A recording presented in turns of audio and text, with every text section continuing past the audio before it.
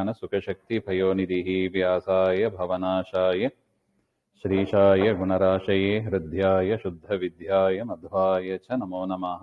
प्रथमो हनुमान्नाम द्वितीयो भीम एव च पूर्णप्रज्ञस्तृतीयस्तु भगवत्कार्यसाधकः आपादमौलिपर्यन्तं गुरूणाम् आकृतिं स्मरे तेन विघ्नाः प्रणश्यन्ति सिद्ध्यन्ति च मनोरथाः। श्रीगुरुभ्यो नमः।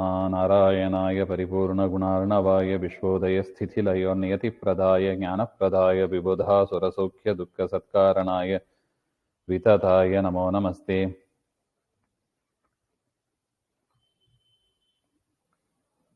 देवं नारायणं नत्वा सर्वदोषविवर्जितं परिपूर्णं गुरुंश्चान्न गीतार्थं वक्ष्यामि लेशतः। समस्तगुणसम्पूर्णं सर्वदोषविवर्जितं नारायणं नमस्कृत्य गीतातात्पर्यमुच्यते।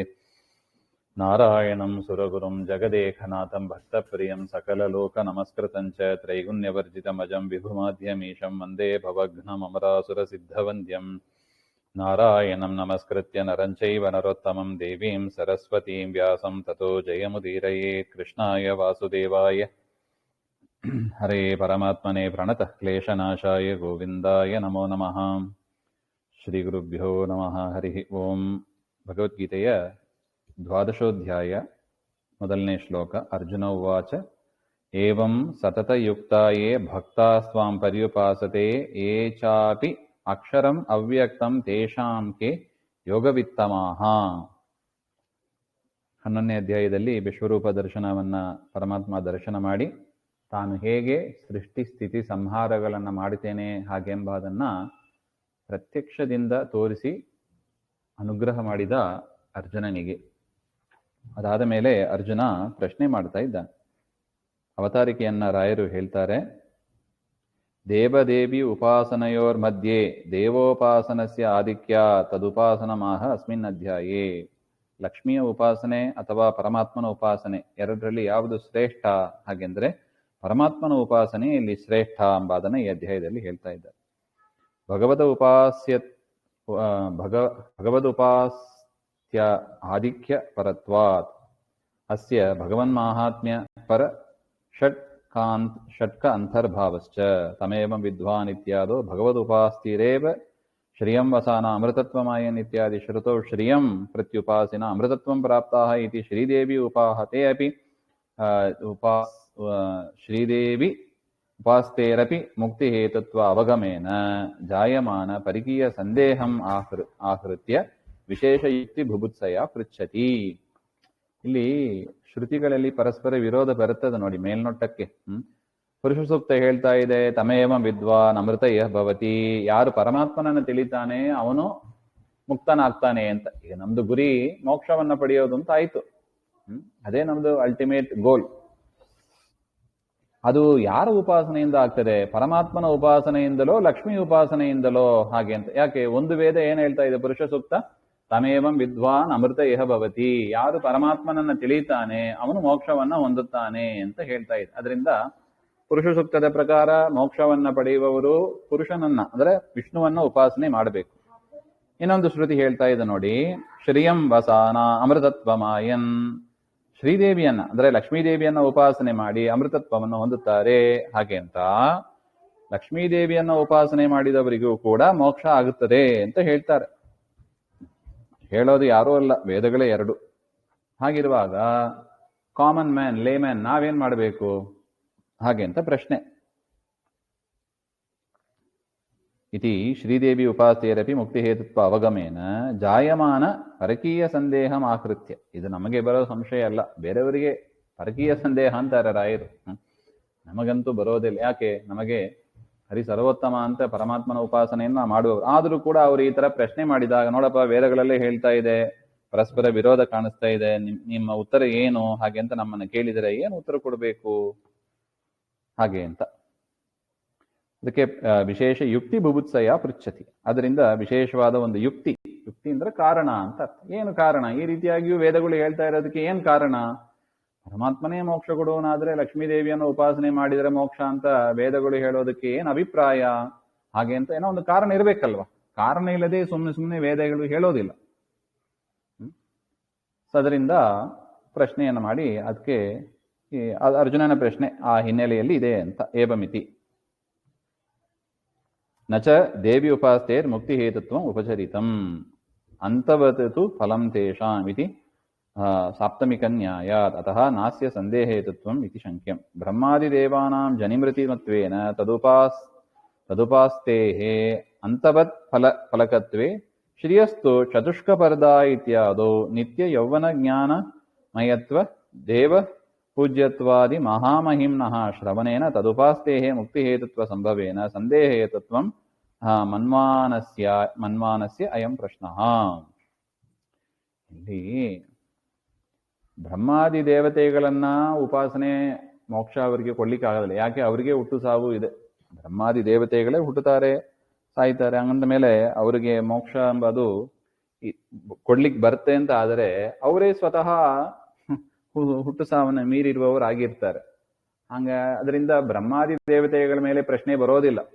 ಆದ್ರೆ ಲಕ್ಷ್ಮೀದೇವಿ ವಿಚಾರ ಹಾಗಿಲ್ಲ ನೋಡಿ. ಲಕ್ಷ್ಮೀದೇವಿ ಹೇಗಿರ್ತಾಳೆ?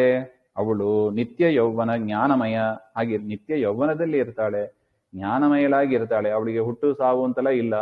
ಅದರಿಂದ ಬೇರೆ ದೇವತೆಗಳನ್ನ ಬೇಕಾದ್ರೆ ನೀವು ಅವ್ರನ್ನ ಮೀರಿದವ ಪರಮಾತ್ಮ ಅಂತ ನೀವು ಹೇಳಿ ನಡೀತದೆ. ಯಾಕೆಂದ್ರೆ ಬೇರೆ ದೇವತೆಗಳಿಗೆ ಹುಟ್ಟು ಸಾವು ಇದೆ, ಒಪ್ಪೋಣ.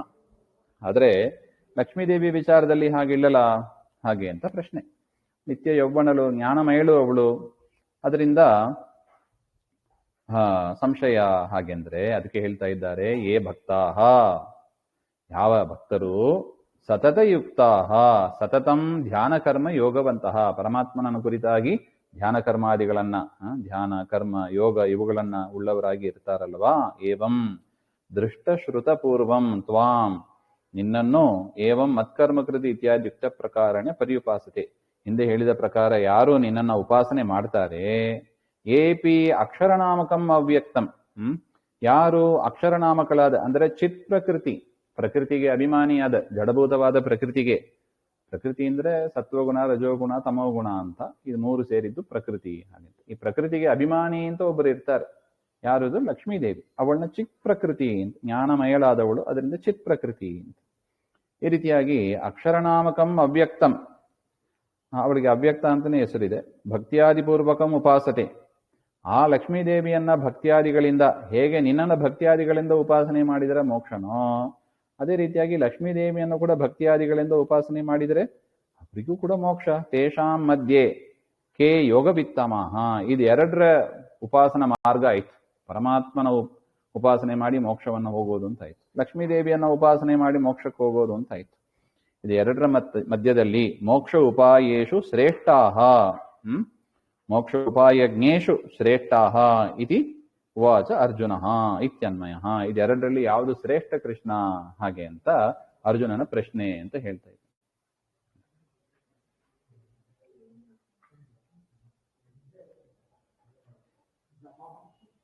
ಏವಂ ಇತ್ಯಸ್ಯ ತ್ವಾಂ ಇತ್ಯತ್ರ ಉಪಾಸ ಇತ್ಯತ್ರ ಅನ್ವಯ. ಅದರಿಂದ ಎರಡು ಮಾರ್ಗ ಇದೆಪ್ಪ, ಪರಮಾತ್ಮನನ್ನು ಉಪಾಸನೆ ಮಾಡೋದು, ಲಕ್ಷ್ಮೀದೇವಿಯನ್ನು ಉಪಾಸನೆ ಮಾಡೋದು. ಇಬ್ಬರೂ ನಿತ್ಯರು, ನಿತ್ಯ ಮುಕ್ತರು ಆಗಿರುವಾಗ ನಿನ್ನನ್ನೇ ಉಪಾಸನೆ ಮಾಡಬೇಕು ಅಂತ ಯಾಕೆ ಅಂತ ಒಂದು ಪ್ರಶ್ನೆ. ಅದಕ್ಕೆ ಪರಮಾತ್ಮ ಏನು ಉತ್ತರ ಕೊಡ್ತಾನೆ ಅಂತ ನೋಡೋಣ. ಪೂರ್ವ ಪಕ್ಷ ಅಂದ್ರೆ ಅರ್ಜುನನ ಪ್ರಶ್ನೆ ಇದು. ಅರ್ಜುನನಿಗೆ ಇಲ್ಲ, ನಮ್ಮ ಪರವಾಗಿ ಅವರು ಪ್ರಶ್ನೆ ಮಾಡ್ತಾ ಇದ್ದಾರೆ ಅಂತ ಇಟ್ಕೋಬೇಕು. ಭಗವಾನ್ ವಾಚ ಮಯ್ಯಾವೇಶ್ಯ ಮನೋ ಯೇ ಮಾಂ ನಿತ್ಯಯುಕ್ತ ಉಪಾಸತೆ ಶ್ರದ್ಧೆಯ ಪರಯೋಪೇತಾಸ್ತೆ ಮೇ ಯುಕ್ತತಮಾ ಮತಾಃ. ಅವ್ಯಕ್ತ ಉಪಾಸಕೇಭ್ಯ ಮಧುಪಾಸಕ ಏವ ಉತ್ತಮ. ಅವ್ಯಕ್ತರ ಉಪಾಸನೆ, ಪರಮಾತ್ಮನೂ ಅವ್ಯಕ್ತ, ಲಕ್ಷ್ಮಿಯೂ ಅವ್ಯಕ್ತಳೆ, ಇವರು ಎರಡರಲ್ಲಿ ನನ್ನ ಉಪಾಸನೆ ಶ್ರೇಷ್ಠ ಅಂತ ಪರಮಾತ್ಮ ಹೇಳ್ತಾ ಇದ್ದಾನೆ. ಮಯೀತಿ ಏ ಮಯಿ ಸಮ್ಯಕ್ ಮನ ಆವೇಶ್ಯ, ನನ್ನಲ್ಲಿ ಮನಸ್ಸಿಟ್ಟವರಾಗಿ ಯಾರು ನಿತ್ಯಯುಕ್ತ ಕರ್ಮಯೋಗ ಧ್ಯಾನ ಯೋಗದಿಂದ ಕೂಡಿದವರಾಗಿ. ಕರ್ಮಯೋಗ ಅಂದ್ರೆ ಏನು? ದೇವರು ಹೇಳಿದ ಕರ್ಮಗಳನ್ನ ಬೆಳಿಗ್ಗಿಂದ ರಾತ್ರಿ ತನಕ ಮಾಡೋದು, ಅದನ್ನ ಕೃಷ್ಣಾರ್ಪಣೆ ಹೇಳ್ಬಿಡೋದು. ನಿಷ್ಕಾಮ ಕರ್ಮ ಅಂತ ಫಲಾಪೇಕ್ಷೆಯಲ್ಲಿದೆ ಮಾಡಿ ದೇವರ ಪೂಜೆ ಅಂತ ಅದನ್ನ ಸಮರ್ಪಣೆ ಮಾಡಿಬಿಡೋದು, ಅದನ್ನ ಕರ್ಮಯೋಗ. ಧ್ಯಾನ ಯೋಗ ಅಂದ್ರೆ ಪರಮಾತ್ಮನನ್ನೇ ಚಿಂತನೆ ಮಾಡ್ತಾ ಇರೋದು, ಪ್ರತಿಯೊಂದು ಕಡೆ ಎಲ್ಲದರಲ್ಲೂ ದೇವರನ್ನೇ ಕಾಣೋದು ಅಂತ ನಾವು ಹಿಂದೆ ನೋಡಿದ್ದೀವಿ. ಅದರಿಂದ ಕರ್ಮಯೋಗದಿಂದ ನಿತ್ಯಯುಕ್ತ ಅಂದ್ರೆ ಆ ಅರ್ಥ. ಕರ್ಮಯೋಗದಿಂದ ಧ್ಯಾನ ಯೋಗದಿಂದ ಕೂಡಿದವರಾಗಿ ಪರಯ ಶ್ರದ್ಧೆಯೋಪೇತಾಶ್ಚ, ಅತೀ ಉತ್ಕೃಷ್ಟವಾದ ಶ್ರದ್ಧೆಯಿಂದ ಕೂಡಿದವರಾಗಿ ಯಾರು ನನ್ನನ್ನು ಉಪಾಸನೆ ಮಾಡ್ತಾರೆ, ತೇ ಯುಕ್ತತಮಃ, ಅದು ಮೋಕ್ಷ ಉಪಾಯಗಳಲ್ಲಿ ಶ್ರೇಷ್ಠವಾದದ್ದು. ಇತಿ ಮೇ ಮತಾಹ, ಇದು ನನ್ನ ಅಭಿಪ್ರಾಯ. ಹಾಗೆ ಅಂತ ಮೋಕ್ಷವನ್ನ ಉಪಾಸನೆ ಮಾಡೋದಕ್ಕೆ ಯಾವುದು ಶ್ರೇಷ್ಠ ಮಾರ್ಗ ಎರಡರಲ್ಲಿ ಅಂದರೆ ಕೃಷ್ಣನನ್ನ ಉಪಾಸನೆ ಮಾಡುವುದೇ ಶ್ರೇಷ್ಠವಾದ ಮಾರ್ಗ ಅಂತ, ಇದು ನನ್ನ ಅಭಿಪ್ರಾಯ ಅಂತ ಕೃಷ್ಣ ಹೇಳ್ಕೊತಾ ಇದ್ದಾನೆ. ಇನ್ನು ಏನ್ ತೊಂದರೆ ಆಯ್ತು, ಲಕ್ಷ್ಮೀದೇವಿಯ ಉಪಾಸನೆ ಮಾಡಿದ್ರೆ ಏನ್ ತೊಂದರೆ ಆಯ್ತಪ್ಪ, ಅದನ್ನೆಲ್ಲ ಹೇಳ್ತಾರೆ, ಮುಂದೆ ವಿಚಾರ ಬರುತ್ತದೆ.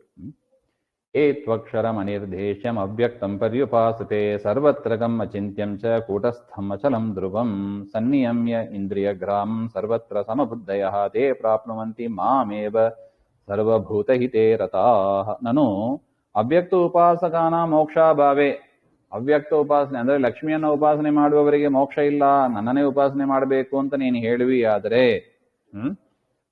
ಶ್ರಿಯಂ ವಸಾನ ಅಮೃತತ್ವಮಾಯನ್, ಲಕ್ಷ್ಮೀದೇವಿಯನ್ನು ಉಪಾಸನೆ ಮಾಡಿದರೆ ಮೋಕ್ಷ ಪಡೆಯುತ್ತಾರೆ ಅಂತ ಅದೇನು ವೇದ ಹೇಳ್ತಾ ಇದೆ, ಅದಕ್ಕೆ ವಿರೋಧ ಬರ್ತಾ ಇದಲ್ಲ. ಮೋಕ್ಷ ಸತ್ವೇ, ಅಥವಾ ಮೋಕ್ಷ ಸಿಗ್ತದೆ ಅಂತ ಆದ್ಮೇಲೆ ಕಥಂ ತ್ವದುಪಾಸಕಾನಮೇವ ಯುಕ್ತ ತಮತ್ವಂ, ಹಾಗಿದ್ರೆ ನಿನ್ನನ್ನು ಉಪಾಸನೆ ಮಾಡಿದರೆ ಮಾತ್ರ ಅದು ಶ್ರೇಷ್ಠ ಮೋಕ್ಷ ಉಪಾಯ ಅಂತ ಹೇಗೆ ಹೇಳ್ತೀಯ? ಅದು ಮೋಕ್ಷ ಸಿಗ್ತದೆ, ಲಕ್ಷ್ಮಿಯನ್ನು ಉಪಾಸನೆ ಮಾಡಿದ್ರು, ನಿನ್ನನ್ನು ಉಪಾಸನೆ ಮಾಡಿದರೆ ಮೋಕ್ಷ ಸಿಗ್ತದೆ. ಆದರೆ ನಿನ್ನನ್ನು ಉಪಾಸನೆ ಮಾಡಿದ್ರು ಯಾಕೆ, ಅದು ಮಾತ್ರ ಯಾಕೆ ಆ ಉಪಾಯದಲ್ಲಿ ಶ್ರೇಷ್ಠತಮ, ಯಾಕೆ ಹಾಗೆ ಅಂತ ಒಂದು ಪ್ರಶ್ನೆ. ಫಲಸಾಮ್ಯ, ಇದು ಮೋಕ್ಷ ಫಲ, ಅದು ಮೋಕ್ಷ ಫಲ. ಇವರನ್ನು ಉಪಾಸನೆ ಮಾಡಿದ್ರು ಮೋಕ್ಷ, ಲಕ್ಷ್ಮಿಯನ್ನು ಉಪಾಸನೆ ಮಾಡಿದ್ರು ಮೋಕ್ಷ, ಫಲ ಸಾಮ್ಯ ಇದೆ. ಆದರೆ ನಿನ್ನನ್ನು ಉಪಾಸನೆ ಮಾಡಿದರೆ ಶ್ರೇಷ್ಠ ಅಂತ ಯಾಕೆ ಅಂತ ಪ್ರಶ್ನೆ. ಅದಕ್ಕೆ ಪರಮಾತ್ಮ ಹೇಳ್ತಾ ಇದ್ದಾನೆ, ಏತು ಇತಿ ಉಕ್ತಶ್ರುತ್ಯಾದಿನ ಅವ್ಯಕ್ತೋಪಾಸಕಾನಾಂ ಮತ್ಪ್ರಾಪ್ತಿ ರೂಪ ಮೋಕ್ಷ ಸತ್ವೇಪಿ ತದುಪಾಸನಂ ಕಷ್ಟಸಾಧ್ಯಂ ಮದುಪಾಸನಂ ನ ತಥಾ. ಲಕ್ಷ್ಮೀದೇವಿಯ ಉಪಾಸನೆ ಅದು ಕಷ್ಟಸಾಧ್ಯ ಅಂತಾನೆ, ನನ್ನ ಉಪಾಸನೆ ಕಷ್ಟಸಾಧ್ಯ ಇಲ್ಲ, ಸುಲಭ ಸಾಧನೆ ಅಂತಾನೆ. ಅತಃ ಮಧುಪಾಸಕಾಃ ಏವ ಉತ್ತಮ, ಅದರಿಂದ ನನ್ನನ್ನು ಉಪಾಸನೆ ಮಾಡುವುದೇ ಉತ್ತಮ. ಹಾಗೆ ಏತು ಇತ್ಯಾದಿನ ಶ್ಲೋಕ ಪಂಚಕೇನ, ಇಲ್ಲಿಂದ ಶುರು ಮಾಡಿ 5 ಶ್ಲೋಕಗಳಲ್ಲಿ ಯಾಕೆ ಲಕ್ಷ್ಮಿಯನ್ನ ಉಪಾಸನೆ ಮಾಡುವುದಕ್ಕಿಂತ ನನ್ನ ಉಪಾಸನೆ ಶ್ರೇಷ್ಠ ಎಂಬುದನ್ನು ಪರಮಾತ್ಮ ಹೇಳ್ತಾ ಇದ್ದಾನೆ. ಏತು ಅಕ್ಷರಂ ಅಂದ್ರೆ ಅವಿನಾಶಿ, ನಾಶ ಇಲ್ಲದವರು. ಸೂಕ್ಷ್ಮತ್ವಾತ್ ಅನಿರ್ದೇಶ್ಯಂ, ಅಪ್ರಸಿದ್ಧತ್ವ ಜಗದುಪಾದಾನ ಪ್ರಕೃತ್ಯ ಅಭಿಮಾನಿತ್ವಾತ್ ಚ ಅವ್ಯಕ್ತನಾಮಕಂ ಶ್ರೀತತ್ವಂ. ಆ ಶ್ರೀತತ್ವವನ್ನ ಯಾರು ಪರ್ಯುಪಾಸತೆ, ವಿಷ್ಣು ಭಕ್ತಿ ವಿಷ್ಣುತ್ತಮತ್ವ ಜ್ಞಾನ ವಿಷ್ಣುಪಾಸನಾದಿ ಪೂರ್ವಕಂ ಉಪಾಸತೆ, ಪರಮಾತ್ಮನೇ ಉತ್ತಮನಾಗಿದ್ದಾನೆ, ಈ ರೀತಿಯಾಗಿ ಎಲ್ಲ ಉಪಾಸನೆ ಮಾಡ್ತಾ ಶ್ರೀದೇವಿಯನ್ನ ಯಾರು ಉಪಾಸನೆ ಮಾಡ್ತಾರೋ ತದ್ವಿಷಿನಷ್ಟಿ ಸರ್ವತ್ರಗಂ ದೇಶತಃ ವ್ಯಾಪ್ತಂ, ಎಲ್ಲ ಕಡೆ ವ್ಯಾಪ್ತಳಾದ, ಗುಣದಿಂದ ಬಾಹುಲ್ಯಾದ ಅಚಿಂತ್ಯಂ, ಗುಣದಿಂದಲೂ ವ್ಯಾಪ್ತನಾದ, ಕೂಟಸ್ಥಂ ಅವ್ಯಾಕೃತ ಆಕಾಶೆ ಅಭಿಮಾನಿತಯ, ಅವ್ಯಾಕೃತ ಆಕಾಶಕ್ಕೆ ಅಭಿಮಾನಿಯಾದವರು ಯಾರು? ಲಕ್ಷ್ಮೀದೇವಿ. ಅವರು ಕದಾಪಿ ಯಾವತ್ತೂ ಕೂಡ ಸ್ವಪದಾದ್ ಅಭ್ರಷ್ಟತ್ವಾದ ಅಚಲಂ ಧ್ರುವಂ ನಿರ್ವಿಕಾರಂ, ತಮ್ಮ ಪದದಿಂದ ಅಚಲವಾದ ನಿರ್ವಿಕಾರವಾದ ಅಂತ ಅಷ್ಟೇ ಅನ್ವಯ ಆಯ್ತು. ಮುಂದಿನ ಶ್ಲೋಕಕ್ಕೆ ಒಟ್ಟಿಗೆ ಅದರ ಅರ್ಥವನ್ನ ಹೇಳಬೇಕು. ಆದ್ದರಿಂದ ಅಂದ್ರೆ ಲಕ್ಷ್ಮೀದೇವಿಯನ್ನ ಯಾರು ಈ ರೀತಿಯಾಗಿ ಉಪಾಸನೆ ಮಾಡ್ತಾರೆ ಅವರು ಅಂತ ಅರ್ಥ. ಮುಂದಿನ ಶ್ಲೋಕ ಇಂದ್ರಿಯ ನಿಯಮ್ಯ, ಇಂದ್ರಿಯ ಗ್ರಾಮಂ, ಇಂದ್ರಿಯ ಸಮುದಾಯಗಳನ್ನು ಸನ್ನಿಯಮ್ಯ, ವಿಷಯದ ಕಡೆ ಹೋಗ್ಲಿಕ್ಕೆ ಬಿಡದೆ ಅದನ್ನ ನಿಯಂತ್ರಣ ಮಾಡಿ, ಸರ್ವತ್ರ ಸಮಬುದ್ಧಯ, ಎಲ್ಲ ಕಡೆಯಲ್ಲೂ ಕೂಡ ಸಮಬುದ್ಧಿ ಉಳ್ಳವರಾಗಿ ಇರ್ತಾರೆ. 6ನೇ ಅಧ್ಯಾಯದಲ್ಲಿ ಹೇಳಿದ ಪ್ರಕಾರ ಸಮ್ಯಕ್ ಜ್ಞಾನವಂತಹ, ಒಳ್ಳೆ ಜ್ಞಾನವಂತರಾಗಿ ಇದ್ದು, ಸರ್ವಭೂತ ಹಿತೇ ರತಾಹ, ಎಲ್ಲ ಪ್ರಾಣಿಗಳಿಗೂ ಕೂಡ ಹಿಂಸೆಯನ್ನು ಮಾಡದೆ ಪ್ರೀತಿ ಉಳ್ಳವರಾಗಿ ಪರ್ಯುಪಾಸತೆ, ಯಾರು ಕರ್ಮಯೋಗ ಧ್ಯಾನ ಯೋಗಗಳನ್ನು ಮಾಡ್ತಾರೆ ಅವರು. ಹಾಗೆಂತ ಅಕ್ಷರತ್ವಾದಿ ವಿಶೇಷಣಂ ಮೋಕ್ಷದಾನ ಶಕ್ತಿ ದ್ಯೋತನಯತೆ ಮಾಮೇವ ಪ್ರಾಪ್ನುವಂತಿ. ಲಕ್ಷ್ಮೀದೇವಿಯನ್ನು ಉಪಾಸನೆ ಮಾಡಿದರೂ ಕೂಡ ಅವರು ಯಾರನ್ನು ಹೊಂದುತ್ತಾರೆ? ನನ್ನನ್ನೇ ಹೊಂದುತ್ತಾರೆ. ಇದು ಬ್ಯೂಟಿ ಅಂತ. ಲಕ್ಷ್ಮೀದೇವಿ ಮಾಡಿದ್ರು, ಹಿಂದನೇ ಪರಮಾತ್ಮ ಹೇಳಿದ್ದಾನೆ, ಯಾವ ದೇವತೆಯನ್ನು ಉಪಾಸನೆ ಮಾಡಿದರೂ ಕೂಡ ಫಲ ಕೊಡುವವ ನಾನೇ. ಹಾಗೆ ಅಂತ. ಯಾಕೆಂದ್ರೆ ಸ್ವತಂತ್ರನಾದವ ಪರಮಾತ್ಮ ಒಬ್ಬನೇ. ಅದರಿಂದ ಬೇರೆ ದೇವತೆಗಳನ್ನ ಕಂಪೇರ್ ಮಾಡಿದಾಗ ನನ್ನನ್ನ ಸೇವೆ ಮಾಡೋದು ಉತ್ತಮ ಅಂತ ಹಿಂದೆನೇ ಬಂದಿದೆ ಈ ವಿಚಾರ. ಇಲ್ಲಿ ವಿಶೇಷವಾಗಿ ಆ ಶ್ರುತಿ ವಿರೋಧ ಬಂದದ್ರಿಂದ ಲಕ್ಷ್ಮೀದೇವಿಯ ಒಂದು ಪ್ರಶ್ನೆ ಬರುತ್ತದೆ. ಅದರಿಂದ ಲಕ್ಷ್ಮೀದೇವಿಯನ್ನ ಉಪಾಸನೆ ಮಾಡಿದರೂ ಕೂಡ ಫಲ ಕೊಡೋದು ಯಾರು? ನಾನೇ. ಹಾಗೆ ಅಂತ ನನ್ನನ್ನೇ ಹೊಂದುತ್ತಾರೆ.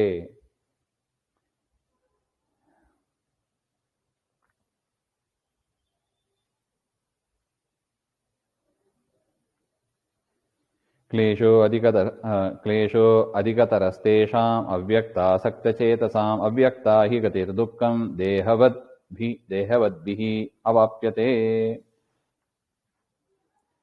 ಅವ್ಯಕ್ತೋಪಾಸಕಾನಾಮಪಿ ತ್ವತ್ಪ್ರಾಪ್ತಿರೂಪಮೋಕ್ಷತ್ವೇ ಕಥಂ ತ್ವದುಪಾಸಕಾನಾಂ ಉತ್ತಮಂ. ಆಯ್ತಪ್ಪ, ಹಾಗೆ ಆಗಲಿ. ಲಕ್ಷ್ಮೀದೇವಿಯನ್ನು ಉಪಾಸನೆ ಮಾಡಿದರೂ ನಿನ್ನ ಹತ್ರನೇ ಬರ್ತಾರೆ, ನಿನ್ನನ್ನು ಉಪಾಸನೆ ಮಾಡಿದವರು ನಿನ್ನ ಹತ್ರನೇ ಬರ್ತಾರೆ, ನೀನೇ ಫಲ ಕೊಡುವವ. ಹಾಗಿದ್ರೂ ಕೂಡ ಫಲ ಅಂತೂ ಸಾಮ್ಯನೇ, ಮೋಕ್ಷವನ್ನೇ ಪಡಿತೀವಿ. ಹಾಗಿದ್ರುವಾಗ ಲಕ್ಷ್ಮೀದೇವಿಯ ಉಪಾಸನೆಗಿಂತ ನಿನ್ನ ಉಪಾಸನೆ ಶ್ರೇಷ್ಠಾಂಬಾದಿ ಯಾಕೆ? ಅದಕ್ಕಿನ್ನೂ ಕಾರಣ ಸರಿಯಾಗಿ ಬಂದಿಲ್ಲಲ್ಲ ಹಾಗೆ ಅಂತ ಪ್ರಶ್ನೆ. ಅದಕ್ಕೆ ಪರಮಾತ್ಮ ಹೇಳ್ತಾ ಇದ್ದಾನೆ, ಕ್ಲೇಶ ಇತಿ ಅವ್ಯಕ್ತೆ ವಿಷ್ಣುಂ ವಿನಾಕೃತ ಶ್ರೀತತ್ವೇ.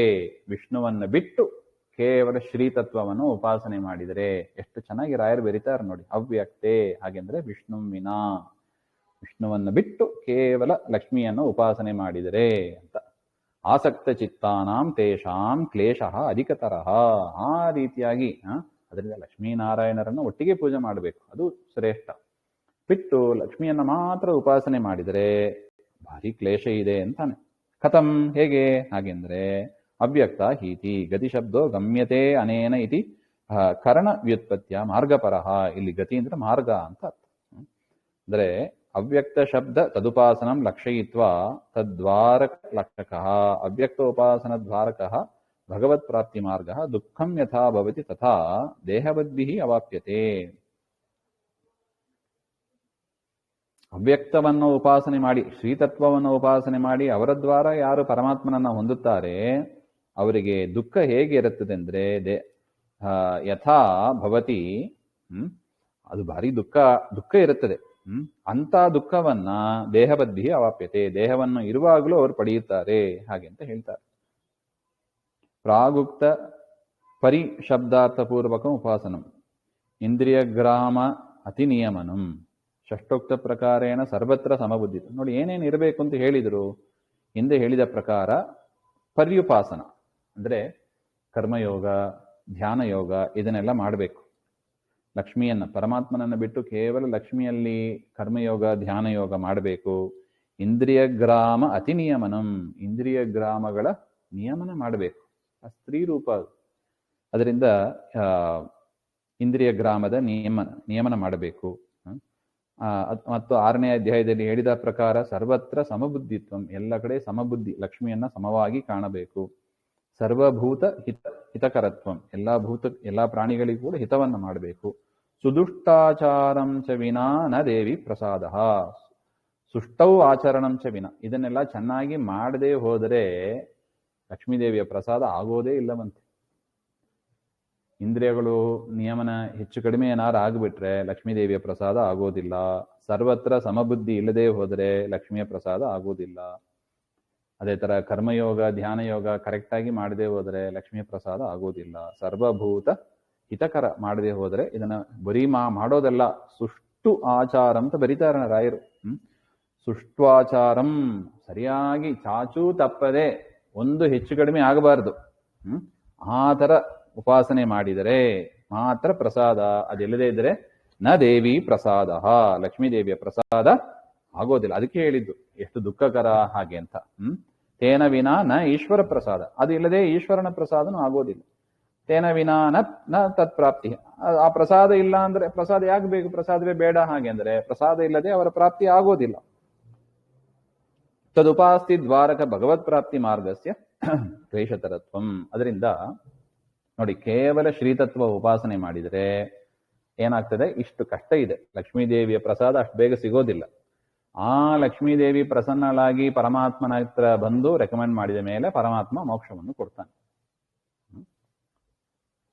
ಆ ಪರಮಾತ್ಮನ ಪ್ರಸಾದ ಬೇಡ ಹಾಗೆಂದ್ರೆ ಪರಮಾತ್ಮನ ಪ್ರಸಾದ ಇಲ್ಲದೆ ಮೋಕ್ಷ ಆಗೋದಿಲ್ಲ.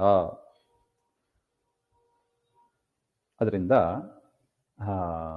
ಲಕ್ಷ್ಮೀದೇವಿಯನ್ನ ಪ್ರಸನ್ನಗೊಳಿಸೋದು ಅಷ್ಟು ಸುಲಭ ಅಲ್ಲ ಅಂತಾರೆ. ಕೇವಲ ಲಕ್ಷ್ಮಿಯನ್ನ ಉಪಾಸನೆ ಮಾಡಿ ಲಕ್ಷ್ಮಿಯನ್ನ ಪ್ರಸನ್ನಗೊಳಿಸೋದು ಎರಡು ರೀತಿ. ಪತಿಯನ್ನ ಪೂಜೆ ಮಾಡಿದರೆ ಪತ್ನಿ ಸಂತುಷ್ಟರಾಗ್ಬಿಡ್ತಾರೆ. ಆದರೆ ಪತ್ನಿಯನ್ನ ಪೂಜೆ ಮಾಡಿದರೆ ಪತಿಯಾಗಲಿ ಪತ್ನಿ ಆಗಲಿ ಅವರು ಅಷ್ಟು ಬೇಗ ಲೋಕದಲ್ಲೂ ನಾವು ಕಾಣ್ತೀವಿ ನೋಡಿ, ಅಷ್ಟು ಸಂತುಷ್ಟರಾಗೋದಿಲ್ಲ ಅವರು. ಅದರಿಂದ ಯಾರ ಪ್ರಸಾದ ಬೇಕು ಅದು ಕೇವಲ ಲಕ್ಷ್ಮೀ ತತ್ವ ಉಪಾಸನೆ ಮಾಡಿದರೆ ಆ ಮಾರ್ಗ ಅದು ಕ್ಲೇಶತರವಾಗಿ ಇರುತ್ತದೆ. ಹಾಗೆ ಅಲ್ಲ, ನಿನ್ನನ್ನು ಉಪಾಸನೆ ಮಾಡು, ನೀನು ಮಾತ್ರ ಬೇಗ ಒಲಿತೀಯಾ, ನಿನ್ನ ಉಪಾಸನೆ ಮಾಡೋದು ಕಷ್ಟ ಅಲ್ಲವೇ ಹಾಗೆ ಅಂತ ಕೇಳಿದರೆ ಅದಕ್ಕೆ ನೋಡಿ ಎಷ್ಟೇ ಪ್ರಶ್ನೆ ಚೆನ್ನಾಗಿದೆ ನೋಡಿ. ಏತು ಸರ್ವಾಣಿ ಕರ್ಮಾಣಿ ಮಯಿ ಸನ್ಯಸ್ಯ ಮತ್ಪರಾಹ ಅನನ್ಯೇನೈವ ಯೋಗೇನ ಮಾಂ ಧ್ಯಾಯಂತ ಉಪಾಸತೆ. ಮದುಪಾಸನೆ ನ ತಥಾ ಕ್ಲೇಶ, ನನ್ನನ್ನು ಉಪಾಸನೆ ಮಾಡಿದರೆ ಅಷ್ಟೆಲ್ಲ ಕ್ಲೇಶ ಇಲ್ಲ ಅಂತಾನೆ ಪರಮಾತ್ಮ. ಹೇಗೆ ಅದನ್ನು ವಿವರಣೆ ಮಾಡ್ತಾ ಇರು ನೋಡಿ. ಏತು ಪೂರ್ವಸ್ಮಾತ್ ವೈಲಕ್ಷಣ್ಯ ದ್ಯೋತಕ ಸುಶಬ್ದ.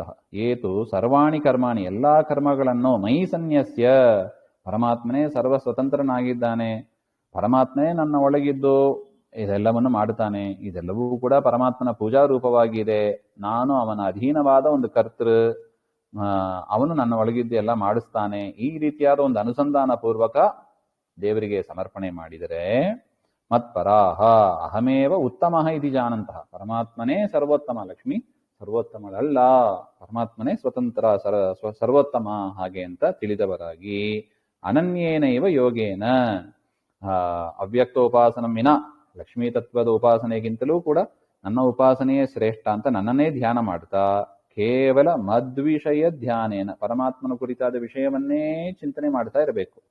ಯಾರು ಮಾಡ್ತಾರೆ ಅವರು ಮಾಂ ಧ್ಯಾಯಂತಹ ಉಪಾಸತೆ, ಅವರು ನನ್ನನ್ನ ಧ್ಯಾನ ಮಾಡ್ತಾ ನನ್ನನ್ನೇ ಉಪಾಸನೆ ಮಾಡ್ತಾರಲ್ವಾ ಹಾಗೆ ಅಂತ. ಅತ್ರ ಉಪಾಸತೆ ಇತ್ಯುಕ್ತ ಪರ್ಯುಪಾಸತೆ ಇತ್ಯುಕ್ತ ಅವ್ಯಕ್ತ ಉಪಾಸನಮಿವ ನ ಅತಿಶಯತಾ ಉಪಾಸನಂ ಅತೀವ ಇಂದ್ರಿಯ ನಿಯಮನಾದಿಕಂ ಮತ್ಪ್ರಸಾದೇ ನ ಅಪೇಕ್ಷಿತಂ. ಭಾರಿ ಇಂದ್ರಿಯ ನಿಗ್ರಹ ನನ್ನ ವಿಷಯದಲ್ಲಿ ಮಾಡಬೇಕು ಅಂತ ಏನಿಲ್ಲ. ಇಂದ್ರಿಯ ನಿಗ್ರಹ ಎಷ್ಟು ಕಠೋರ ಇದೆ ನೋಡಿ, ಅದು ಭಾರಿ ಕಷ್ಟ ಇದೆ. ಸ್ವಲ್ಪ ಕೂಡ ವಿಚಲಿತ ಆಗಬಾರ್ದು ಆ ಸ್ತ್ರೀ ಪ್ರತಿಮೆಯನ್ನು ನೋಡಿದಾಗಲೂ. ಆದರೆ ನನ್ನ ಉಪಾಸನೆ ಮಾಡುವುದರಲ್ಲಿ ಅಷ್ಟು ಕಠಿಣವಾದ ಇಂದ್ರಿಯ ನಿಗ್ರಹ ಬೇಕಾಗಿಲ್ಲ ಅಂತ. ಮತ್ಪ್ರಸಾದೇ ನ ಅಪೇಕ್ಷಿತಂ ನ ಕ್ಲೇಶಃ ಇತಿ ಸೂಚಿತಂ. ಇಲ್ಲಿ ಆದಿಪದ ಇದೆ. ಎಲ್ಲವೂ ಅಷ್ಟೇ, ನನ್ನಲ್ಲಿ ಎಲ್ಲರಲ್ಲೂ ನನ್ನನ್ನು ಕಾಣೋದು. ಹಿಂದೆ ಏನು ಹೇಳಿದ್ರು, ಕ್ರಮ, ಧ್ಯಾನ ಯೋಗ, ಕರ್ಮಯೋಗ ಅದೆಲ್ಲವೂ ಮಾಡಬೇಕು, ಎಲ್ಲರಲ್ಲೂ ಪ್ರೀತಿಯಿಂದ ಇರಬೇಕು ಅಂತೆಲ್ಲ ಹೇಳಿದ್ರಲ್ವಾ. ಅದು ನನ್ನ ವಿಚಾರದಲ್ಲಿ ಮಾಡಿದಾಗ ಸ್ವಲ್ಪ ಹೆಚ್ಚು ಕಡಿಮೆ ಆದರೂ ಕೂಡ ನ ಕ್ಲೇಶಃ, ಅಷ್ಟು ಸ್ಟ್ರಿಕ್ಟ್ ಆಗಿ ನಾನು ಅದನ್ನ ನೋಡ್ಲಿಕ್ಕೆ ಹೋಗೋದಿಲ್ಲ. ಏನೋ ನೋಡಿ ಎಷ್ಟು ಇದೆಲ್ಲ, ಇದು ನಮಗೆ ಅರ್ಥ ಆಗಬೇಕಂದ್ರೆ ಸ್ವಲ್ಪ ಪುರಾಣದ ಕಡೆ ಎಲ್ಲ ಬರಬೇಕು, ನಾವು ಮಹಾಭಾರತ ಎಲ್ಲ ಓದ್ಬೇಕು, ನೋಡಿ ಅರ್ಥ ಆಗ್ತದೆ. ನೋಡಿ ದ್ರೋಣಾಚಾರ್ಯರು ಎಷ್ಟು ಸ್ಟ್ರಿಕ್ಟ್ ಆಗಿ ಅವರು ಧರ್ಮ ಪರಿಪಾಲನೆ ಮಾಡಿದ್ರ. ಆರಂಭದಲ್ಲಿ ಎಷ್ಟು ಸ್ಟ್ರಿಕ್ಟ್ ಇರ್ತಾರೆ, ಯಾರ ಹತ್ರ ಒಂದು ಬಿಡಿ ಕಾಸು ಬೇಡೋದಿಲ್ಲ ಅವರು. ಹಾಗಿದ್ದವರು ದುರ್ಯೋಧನ ಕೇಳಿದ ಅಂತ ಹೇಳಿ ಕೃಷ್ಣನ ವಿರುದ್ಧವಾಗಿ ಯುದ್ಧ ಮಾಡಿದ್ರು. ಅಷ್ಟು ಸ್ಟ್ರಿಕ್ಟ್ ಇಲ್ಲ ನೋಡಿ ಕೃಷ್ಣ. ಸ್ಟ್ರಿಕ್ಟ್ ಆಗಿದ್ದಿದ್ರೆ ಏನ್ ಮಾಡ್ತಾ ಇದ್ದ, ಸ್ವರ್ಗಕ್ಕೆ ಎಂಟ್ರಿ ಕೊಡ್ತಾ ಇಲ್ಲ. ನನ್ನನ್ನು ವಿರುದ್ಧವಾಗಿ ಯುದ್ಧ ಮಾಡಿ ತಿರ್ಗಾ ನನ್ನ ಹತ್ರೇ ಬರ್ತೀಯಾ ಹಾಗೆ ಅಂತ. ಎಲ್ಲಿ ಹೋಗ್ಬೇಕು? ಇದೇ ತರ ಅನೇಕ ದೃಷ್ಟಾಂತಗಳು ಇದೆ. ಭೃಗು ಋಷಿಗಳು ದೇವರಿಗೆ ಶಾಪ ಕೊಟ್ರಂತೆ, ನಿನ್ನ ಹೆಂಡತಿ ನಿನ್ನಿಂದ ದೂರ ಆಗಲಿ, ನಿನಗೂ ನಿನ್ನ ಹೆಂಡತಿಗೂ ಕಲಹ ಬರಲಿ ಹಾಗೆ ಅಂತ ಮಾಡಿ ಶಾಪ ಕೊಟ್ಟು ತಿರ್ಗ ಹೋಗಿ ತಪಸ್ ಮಾಡಿದಾರಂತೆ. ಪರಮಾತ್ಮನ ಕುರಿತೇ ತಪಸ್ ಮಾಡಿದ್ರು. ಪರಮಾತ್ಮನಿಗೆ ಶಾಪ, ಪರಮಾತ್ಮನ ಕುರಿತು ತಪಸ್ ಮಾಡಿದ್ರು. ಪರಮಾತ್ಮನು ಪ್ರತ್ಯಕ್ಷ ಆಗಿ ಕೇಳಿದನಂತೆ, ಏನಪ್ಪ ಅವತ್ತು ಶಾಪ ಕೊಟ್ಟಿ, ಇವತ್ತೇನ್ ಬೇಕು ಹಾಗೆಂತ ಕೇಳಿದ್ರೆ ಆ ಶಾಪವನ್ನು ನಡೆಸು ಅಂತ ಕೇಳಿದನಂತೆ. ಹೇಗಿದೆ ನೋಡಿ. ಪರಮಾತ್ಮ ಆಯ್ತು ಅಂತ ಹೇಳ್ತಾನೆ. ಭಕ್ತರು ಅಂದ್ರೆ ಎಷ್ಟು ಕರುಣೆ ತೋರಿಸ್ತಾನೆ ನೋಡಿ. ಆ ರೀತಿಯಾಗಿ ಅಷ್ಟು ಸ್ಟ್ರಿಕ್ಟು ಲಕ್ಷ್ಮೀದೇವಿ ಇದ್ದಷ್ಟು ಸ್ಟ್ರಿಕ್ಟು ಪರಮಾತ್ಮ ಇರೋದಿಲ್ಲ ಹಾಗೆ ಅಂತ. ನ ಕ್ಲೇಶಃ ಇತಿ ಸೂಚಿತಂ ತಥಾ ನ ಚಿರಾತ್ ಇತ್ಯನೇನ ಅವ್ಯಕ್ತ ಅಪರೋಕ್ಷ ಯಾವಾನ್ ಪ್ರಾಯ ತಾವತಾ ಯದಿ ಮಾಮುಪಾಸತೆ ತದ್ ಊನೇನ ವಾ ತದಾ ಮತ ಅಪರೋಕ್ಷಮೇವ ಭವತಿ. ಹಿಂದೆ ಹೇಳಿದಂತೆ ಲಕ್ಷ್ಮಿಯ ಉಪಾಸನೆ ಭಾರಿ ಸ್ಟ್ರಿಕ್ಟ್ ಇದೆ, ಅದರಿಂದ ಡಿಸಿಪ್ಲಿನ್, ಭಾರಿ ಡಿಸಿಪ್ಲಿನ್ ಇಂದ ಇರಬೇಕು. ಅದೆಲ್ಲ ಆದರೆ ಲಕ್ಷ್ಮಿಯ ಪ್ರಸಾದ, ಆ ಲಕ್ಷ್ಮಿಯ ಪ್ರಸಾದ ಪಡೆದ ಮೇಲೆ ಮತ್ತೆ ನನ್ನ ಪ್ರಸಾದದಿಂದಲೇ ಮೋಕ್ಷ ಇತ್ಯಾದಿಗಳು. ಆದರೆ ನನ್ನ ಉಪಾಸನೆಯಲ್ಲಿ ಯಾವಾನ್ ಆ ಅವ್ಯಕ್ತ ತತ್ವವನ್ನ, ಲಕ್ಷ್ಮೀ ತತ್ವವನ್ನ ಉಪಾಸನೆ ಮಾಡುವುದರಲ್ಲಿ ಎಷ್ಟು ಕಷ್ಟ ಇದೆಯೋ ಅಷ್ಟು ಇರೋದಿಲ್ಲ. ಪ್ರಾಯ ತಾವತಾ ಯದಿ ಮಾಂ ಉಪಾಸತೆ ತದ್ ಊನೇನವಾ, ಅದಕ್ಕೆ ಎಷ್ಟು ಒಂದು ಎಫರ್ಟ್ ಹಾಕ್ತೀರಿ, ಅದಕ್ಕಿಂತ ಕಡಿಮೆ ಎಫರ್ಟ್ ಹಾಕಿದ್ರು ಕೂಡ ಸಾಕು. ಶ್ರೀತತ್ವವನ್ನ ಮೋಕ್ಷಕ್ಕಾಗಿ ಉಪಾಸನೆಗೆ ಎಷ್ಟು ಎಫರ್ಟ್ ಹಾಕ್ತಿರೋ, ಎಷ್ಟು ಪ್ರಯತ್ನ ಪಡ್ತಿರೋ, ಅದಕ್ಕಿಂತ ಕಡಿಮೆ ಎಫರ್ಟ್ ಹಾಕಿದ್ರು ಕೂಡ ಸಾಕು. ತದ್ ಊನೇನವಾ ಅಂತ ಬರೀತಾರೆ ನೋಡಿ ರಾಯರ್. ತದಾ ಆಗ ಮಾಡಿದರೂ ಕಡಿಮೆ ಎಫರ್ಟ್ ಆಗಿದ್ರೂ ಕೂಡ ಮತ ಅಪರೋಕ್ಷಮೇವ ಭವತಿ. ಅಷ್ಟು ಮಾಡಿದ್ಲೇ ನಾನು ಅಪರೋಕ್ಷ ಕೊಟ್ಟು ಬಿಡ್ತೇನೆ ಅಂತಾನೆ ಪರಮಾತ್ಮ. ನಾನು ತುಂಬಾ ನಿಮ್ಮನ್ನ ಸತಾಯಿಸೋದಿಲ್ಲ, ಸ್ವಲ್ಪ ಡಿಸಿಪ್ಲಿನ್ ಇರಬೇಕು ನಿಮ್ಮಲ್ಲಿ, ನನ್ನನ್ನೇ ನೆನೆಸಿಕೊಂಡು ನಾನು ಹೇಳಿದಂಗ ಮಾಡ್ರಿ, ನಾನು ಅಷ್ಟು ಸ್ಟ್ರಿಕ್ಟ್ ನೋಡೋದಿಲ್ಲ ನಾನು. ನಮಗದೇ ಬೇಕಾಗಿರೋದು ನೋಡಿ. ಸಾಮಾನ್ಯ ಮಕ್ಕಳು ಯಾರ ಹತ್ರ ಹೋಗ್ತಾರೆ? ತಂದೆ ತಾಯಿಯವರಿದ್ರೆ ತಾಯಿ ಹತ್ರನೇ ಹೋಗೋದು, ಸಲಿಗೆ ಜಾಸ್ತಿ ಅವರಿಗೆ. ಇದಕ್ಕೆ ಸ್ವಲ್ಪ ವಿಪರೀತವಾಗಿ ಚಿಂತನೆ ಮಾಡುವವರು ಇದ್ದಾರೆ. ಲೌಕಿಕ ದೃಷ್ಟಾಂತವನ್ನು ಹಿಡ್ಕೊಂಡು ಅದನ್ನು ಲಕ್ಷ್ಮೀನಾರಾಯಣರಲ್ಲಿ ಅಪ್ಲೈ ಮಾಡಿ ಮೊದಲು ತಾಯಿ ಹತ್ರನೇ ಹೋಗಬೇಕು ಅಂತ ಉಪಾಸನೆ ಮಾಡುವ ಒಂದು ಪಂಗಡಿಯೂ ಇದೆ. ಆ ಥರ ಮಾಡುವವರು ಇದ್ದಾರೆ. ಯಾಕೆ? ತಾಯಿ ಬೇಗ ಅನುಗ್ರಹ ಮಾಡಿಬಿಡ್ತಾರೆ ಹಾಗೆ ಅಂತ. ಆದರೆ ಪರಮಾತ್ಮ ಭಗವದ್ಗೀತೆಯ ನಿಜವಾದ ಅಭಿಪ್ರಾಯ ಇದು. ಲಕ್ಷ್ಮೀದೇವಿ ಉಪಾಸನೆ ಭಾರಿ ಅದು ಮಾಡಬಾರ್ದು ಅಂತ ಹೇಳ್ತಾ ಇಲ್ಲ. ಇದೆರಡನ್ನು ಕಂಪೇರ್ ಮಾಡಿದಾಗ ನಂದು ಉತ್ತಮ, ನನ್ನ ಉಪಾಸನೆ, ನನ್ನ ಉಪಾಸನೆ ಅದು ಉತ್ತಮ. ಲಕ್ಷ್ಮೀದೇವಿಯ ಉಪಾಸನೆ ಮಾಡೋದಕ್ಕೆ ಎಷ್ಟು ಎಫರ್ಟ್ ಆಗಬೇಕು, ಅದಕ್ಕಿಂತ ಕಡಿಮೆ ಎಫರ್ಟ್ ಹಾಕಿದರೂ ಕೂಡ ನಾನು ಅನುಗ್ರಹ ಮಾಡ್ತೇನೆ ಅಂತ ಪರಮಾತ್ಮ ಹೇಳಬೇಕು ಅಂದ್ರೆ ಇದು ನಾವು ತಿಳ್ಕೋಬಹುದು ಯಾವುದು ಬೆಸ್ಟ್ ಅಂತ. ತದಾ ಮತ ಅಪರೋಕ್ಷಮೇವ ಭವತಿ ಇತ್ಯತಃ ಅಪಿ ನ ಕ್ಲೇಶಃ. ಅದರಿಂದ ನಾನು ಅಷ್ಟು ಕ್ಲೇಶ ಇಲ್ಲ ಅಂತ ಹೇಳ್ತಾ ಇದ್ದೇನೆ, ನನ್ನ ಉಪಾಸನೆ ಮಾಡುವುದರಲ್ಲಿ ಹೆಚ್ಚು ಕ್ಲೇಶ ಇಲ್ಲ ಹಾಗೆ ಅಂತ. ತೇಷಾಮಹಂ ಸಮುದ್ಧರ್ತ ಭವಾಮಿ ಇತ್ಯನೇನ ಇಂದ್ರಿಯ ಸಂಯಮಾದ್ಯೂನ ಭಾವೇಪಿ ದೇವತಾ ದೇವೀವತ್ ದೇವಃ ನ ಉಪೇಕ್ಷತೆ. ಇಂದ್ರಿಯ ನಿಗ್ರಹ ಕಡಿಮೆ ಇದ್ದರೂ ಕೂಡ ಲಕ್ಷ್ಮೀದೇವಿ ಎಷ್ಟು ಎಕ್ಸ್ಪೆಕ್ಟ್ ಮಾಡ್ತಾಳೋ ಅಷ್ಟು ನಾನು ಎಕ್ಸ್ಪೆಕ್ಟ್ ಮಾಡೋದಿಲ್ಲ. ಯದ್ಯಪಿ ಬೇಕು, ಇಂದ್ರಿಯ ನಿಗ್ರಹ ಬೇಕು, ಆದರೆ ಅಷ್ಟು ಸ್ಟ್ರಿಕ್ಟ್ ಆಗಿ ನಾನು ಲಕ್ಷ್ಮೀದೇವಿ ಎಕ್ಸ್ಪೆಕ್ಟ್ ಮಾಡುವಷ್ಟು ನಾನು ಎಕ್ಸ್ಪೆಕ್ಟ್ ಮಾಡೋದಿಲ್ಲ. ಕಿಂತು ತಾನಿ ಸಾಧನಾನಿ ಭಕ್ತಿಮತಃ. ಆದರೆ ಆ ಸಾಧನೆಗಳೆಲ್ಲ ಭಕ್ತಿ, ಅದರಿಂದಲೇ ಸ್ವಯಮೇವ ಅಪ್ರಯತ್ನೇನ ದದಾತಿ ಇತಿ ಚ ಅತಿ ಸೌಕರ್ಯಂ ಭಕ್ತಾನಾಂ ಭಗವದುಪಾಸನೆ ಇತಿ ಭಾವ. ಈ ರೀತಿಯಾದ ಒಂದು ಸೌಲಭ್ಯಗಳು ಜಾಸ್ತಿ ಸಿಗ್ತದಂತೆ ಪರಮಾತ್ಮನ ಉಪಾಸನೆ ಮಾಡುವುದರಿಂದ. ಅದರಿಂದ ಆ ಸೌಲಭ್ಯಗಳು, ಅತಿ ಸೌಕರ್ಯಗಳು ಸಿಗುವುದರಿಂದ ನನ್ನ ಉಪಾಸನೆ ಅದು ಶ್ರೇಷ್ಠ ಅಂತ ಅಭಿಪ್ರಾಯ ಅಂತ ಕೃಷ್ಣನ ವಿಚಾರ.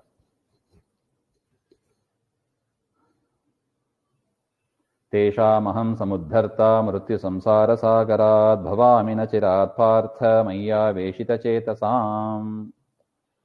ತೇಷಾಂ, ಈ ರೀತಿಯಾಗಿ ನನ್ನಲ್ಲೇ ಮನಸ್ಸಿಟ್ಟವರಾಗಿ ಯಾರು ಇರ್ತಾರಲ್ಲವಾ ಅಂತವರನ್ನ ಮೃತ್ಯು ಸಂಸಾರ ಸಾಗರ, ಮೃತ್ಯು ರೂಪವಾದ ಈ ಸಂಸಾರ ಸಮುದ್ರದಿಂದ ನ ಚಿರಾತ್, ತಡೆ ಮಾಡದೆ ಅಂದ್ರೆ ಬೇಗಲೆ ಅಂತ ಅರ್ಥ. ಸಮುದ್ಧರ್ತ ಭವಾಮಿ, ಕೂಡಲೇ ಅವರನ್ನ ಎತ್ತು ಬಿಡ್ತೇನೆ ನಾನು.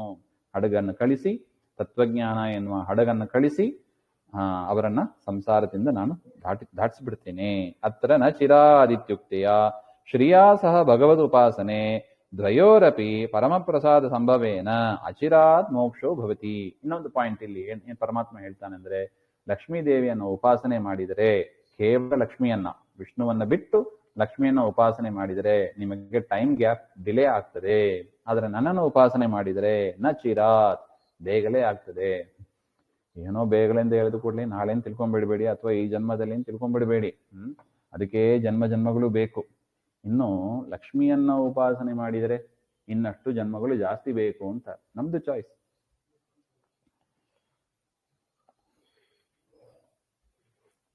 ಅದರಿಂದ ಸಮುದ್ಧರ್ಥ ಭವಾಮಿ ಎಷ್ಟು ಚೆನ್ನಾಗಿ ಬರ್ತಾರೆ ನೋಡಿ. ರಾಯರು ವ್ಯಾಖ್ಯಾನ ಇಲ್ಲದೆ ಹೋದರೆ ಇದೆಲ್ಲ ಅರ್ಥ ಮಾಡೋದು ಸ್ವಲ್ಪ ಭಾಷ್ಯದಲ್ಲಿ ಕೊಟ್ಟಿದ್ದಾರೆ ಆಚಾರ್ಯರು, ಆದರೂ ಸುಲಭವಾಗಿ ಅದನ್ನ ರಾಯರು ಸಂಗ್ರಹ ಮಾಡಿ ಕೊಡ್ತಾ ಇದ್ದಾರೆ.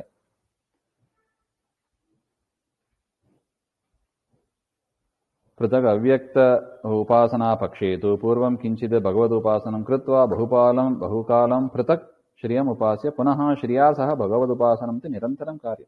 ಲಕ್ಷ್ಮಿಯನ್ನು ಉಪಾಸನೆ ಮಾಡಿ ಮೋಕ್ಷ ಪಡಿಬೇಕು ಅಂತ ಆದರೂ ಕೂಡ ಆರಂಭದಲ್ಲಿ ಲಕ್ಷ್ಮಿಯನ್ನು ಉಪಾಸನೆ ಮಾಡಿ ತದನಂತರ ಲಕ್ಷ್ಮೀನಾರಾಯಣರ ಉಪಾಸನೆಯನ್ನು ಒಟ್ಟಿಗೆ ಮಾಡಲೇಬೇಕು ಅಂತ. ಪೃಥಗ್ ಅವ್ಯಕ್ತ ಉಪಾಸನ ಪಕ್ಷೇತು ಪೂರ್ವಂ ಕಿಂಚಿತ್ ಭಗವದ್ ಉಪಾಸನಂ ಕೃತ್ವ, ಆರಂಭದಲ್ಲಿ ಮೊದಲು ಸ್ವಲ್ಪ ಭಗವಂತನ ಉಪಾಸನೆ ಮಾಡಿ ಬಹುಕಾಲ ಲಕ್ಷ್ಮಿಯ ಉಪಾಸನೆ. ಲಕ್ಷ್ಮಿಯ ಉಪಾಸನೆ ಅಂದ್ರೆ ಏನು? ಕೇವಲ ಲಕ್ಷ್ಮಿಯ ಉಪಾಸನೆ ಮಾಡಿ ಮತ್ತು ಶ್ರಿಯಾ ಸಹ ಭಗವದ್ ಉಪಾಸನ, ಲಕ್ಷ್ಮಿಯ ಜೊತೆಗೆ ಪರಮಾತ್ಮನ ಉಪಾಸನೆಯನ್ನ ಮಾಡುವುದೇ ನಿರಂತರ, ಅದನ್ನೇ ನಿರಂತರ ಮಾಡಬೇಕಾಗಿತ್ತು. ತಥೋ ಮುಕ್ತಿ ಇತಿ ಚಿರೇಣೇವ ಭವತಿ ಇತಿ ಇತ್ಯತಃ ಅಚಿರೇಣ. ನೋಡಿ, ಮೊದಲು ಸ್ವಲ್ಪ ಕಾಲ ಭಗವಂತನ ಉಪಾಸನೆ, ಆಮೇಲೆ ಕೇವಲ ಶ್ರೀತತ್ವದ, ಇದು ಲಕ್ಷ್ಮಿಯ ಉಪಾಸನೆ ಅಂದ್ರೆ ಈ ಕ್ರಮ. ಲಕ್ಷ್ಮೀ ತತ್ವದ ಉಪಾಸನೆ ಅಂದರೆ ಕ್ರಮ ಹೇಗೆ ಹಾಗೆಂದರೆ ಮೊದಲು ಸ್ವಲ್ಪ ಹೊತ್ತು ಭಗವಂತನ ಪೂಜೆ, ತದನಂತರ ಲಕ್ಷ್ಮಿಯ ಪೂಜೆ, ತದನಂತರ ಲಕ್ಷ್ಮೀನಾರಾಯಣರ ಪೂಜೆ ಒಟ್ಟಿಗೆ ಮಾಡಬೇಕು.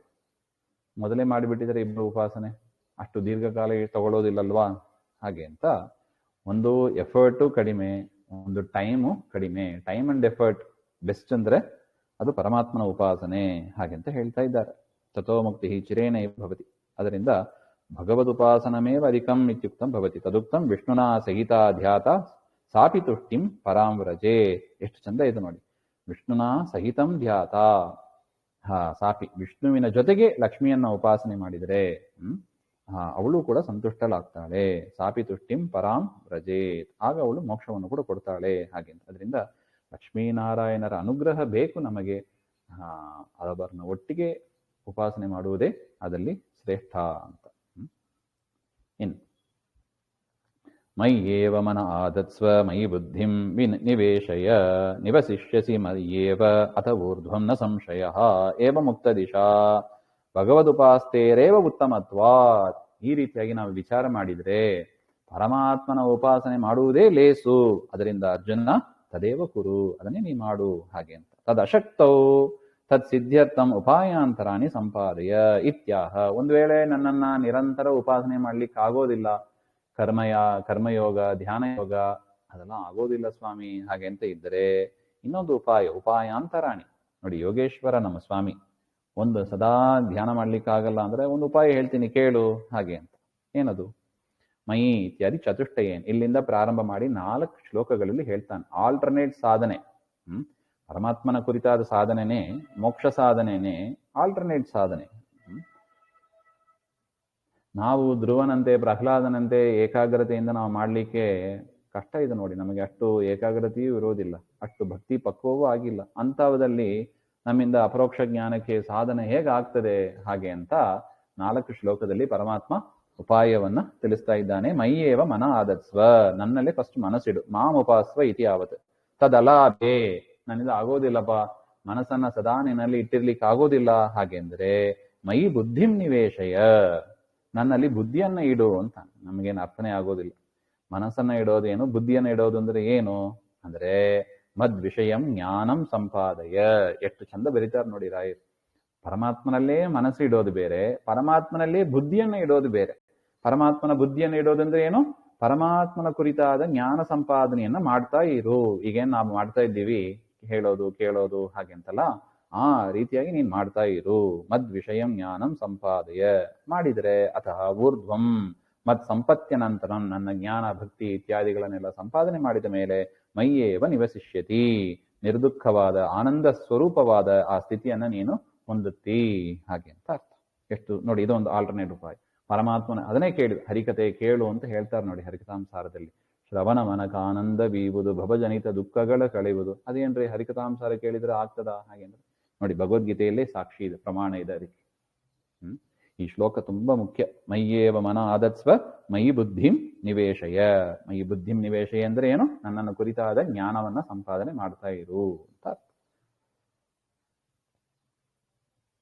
ಹಾಗಿದ್ರೂ ಕೂಡ ನೀನು ಊರ್ಧ್ವಗತಿಯನ್ನ ಹೊಂದುತ್ತೀಯಾ ಅಂತ ಒಟ್ಟು.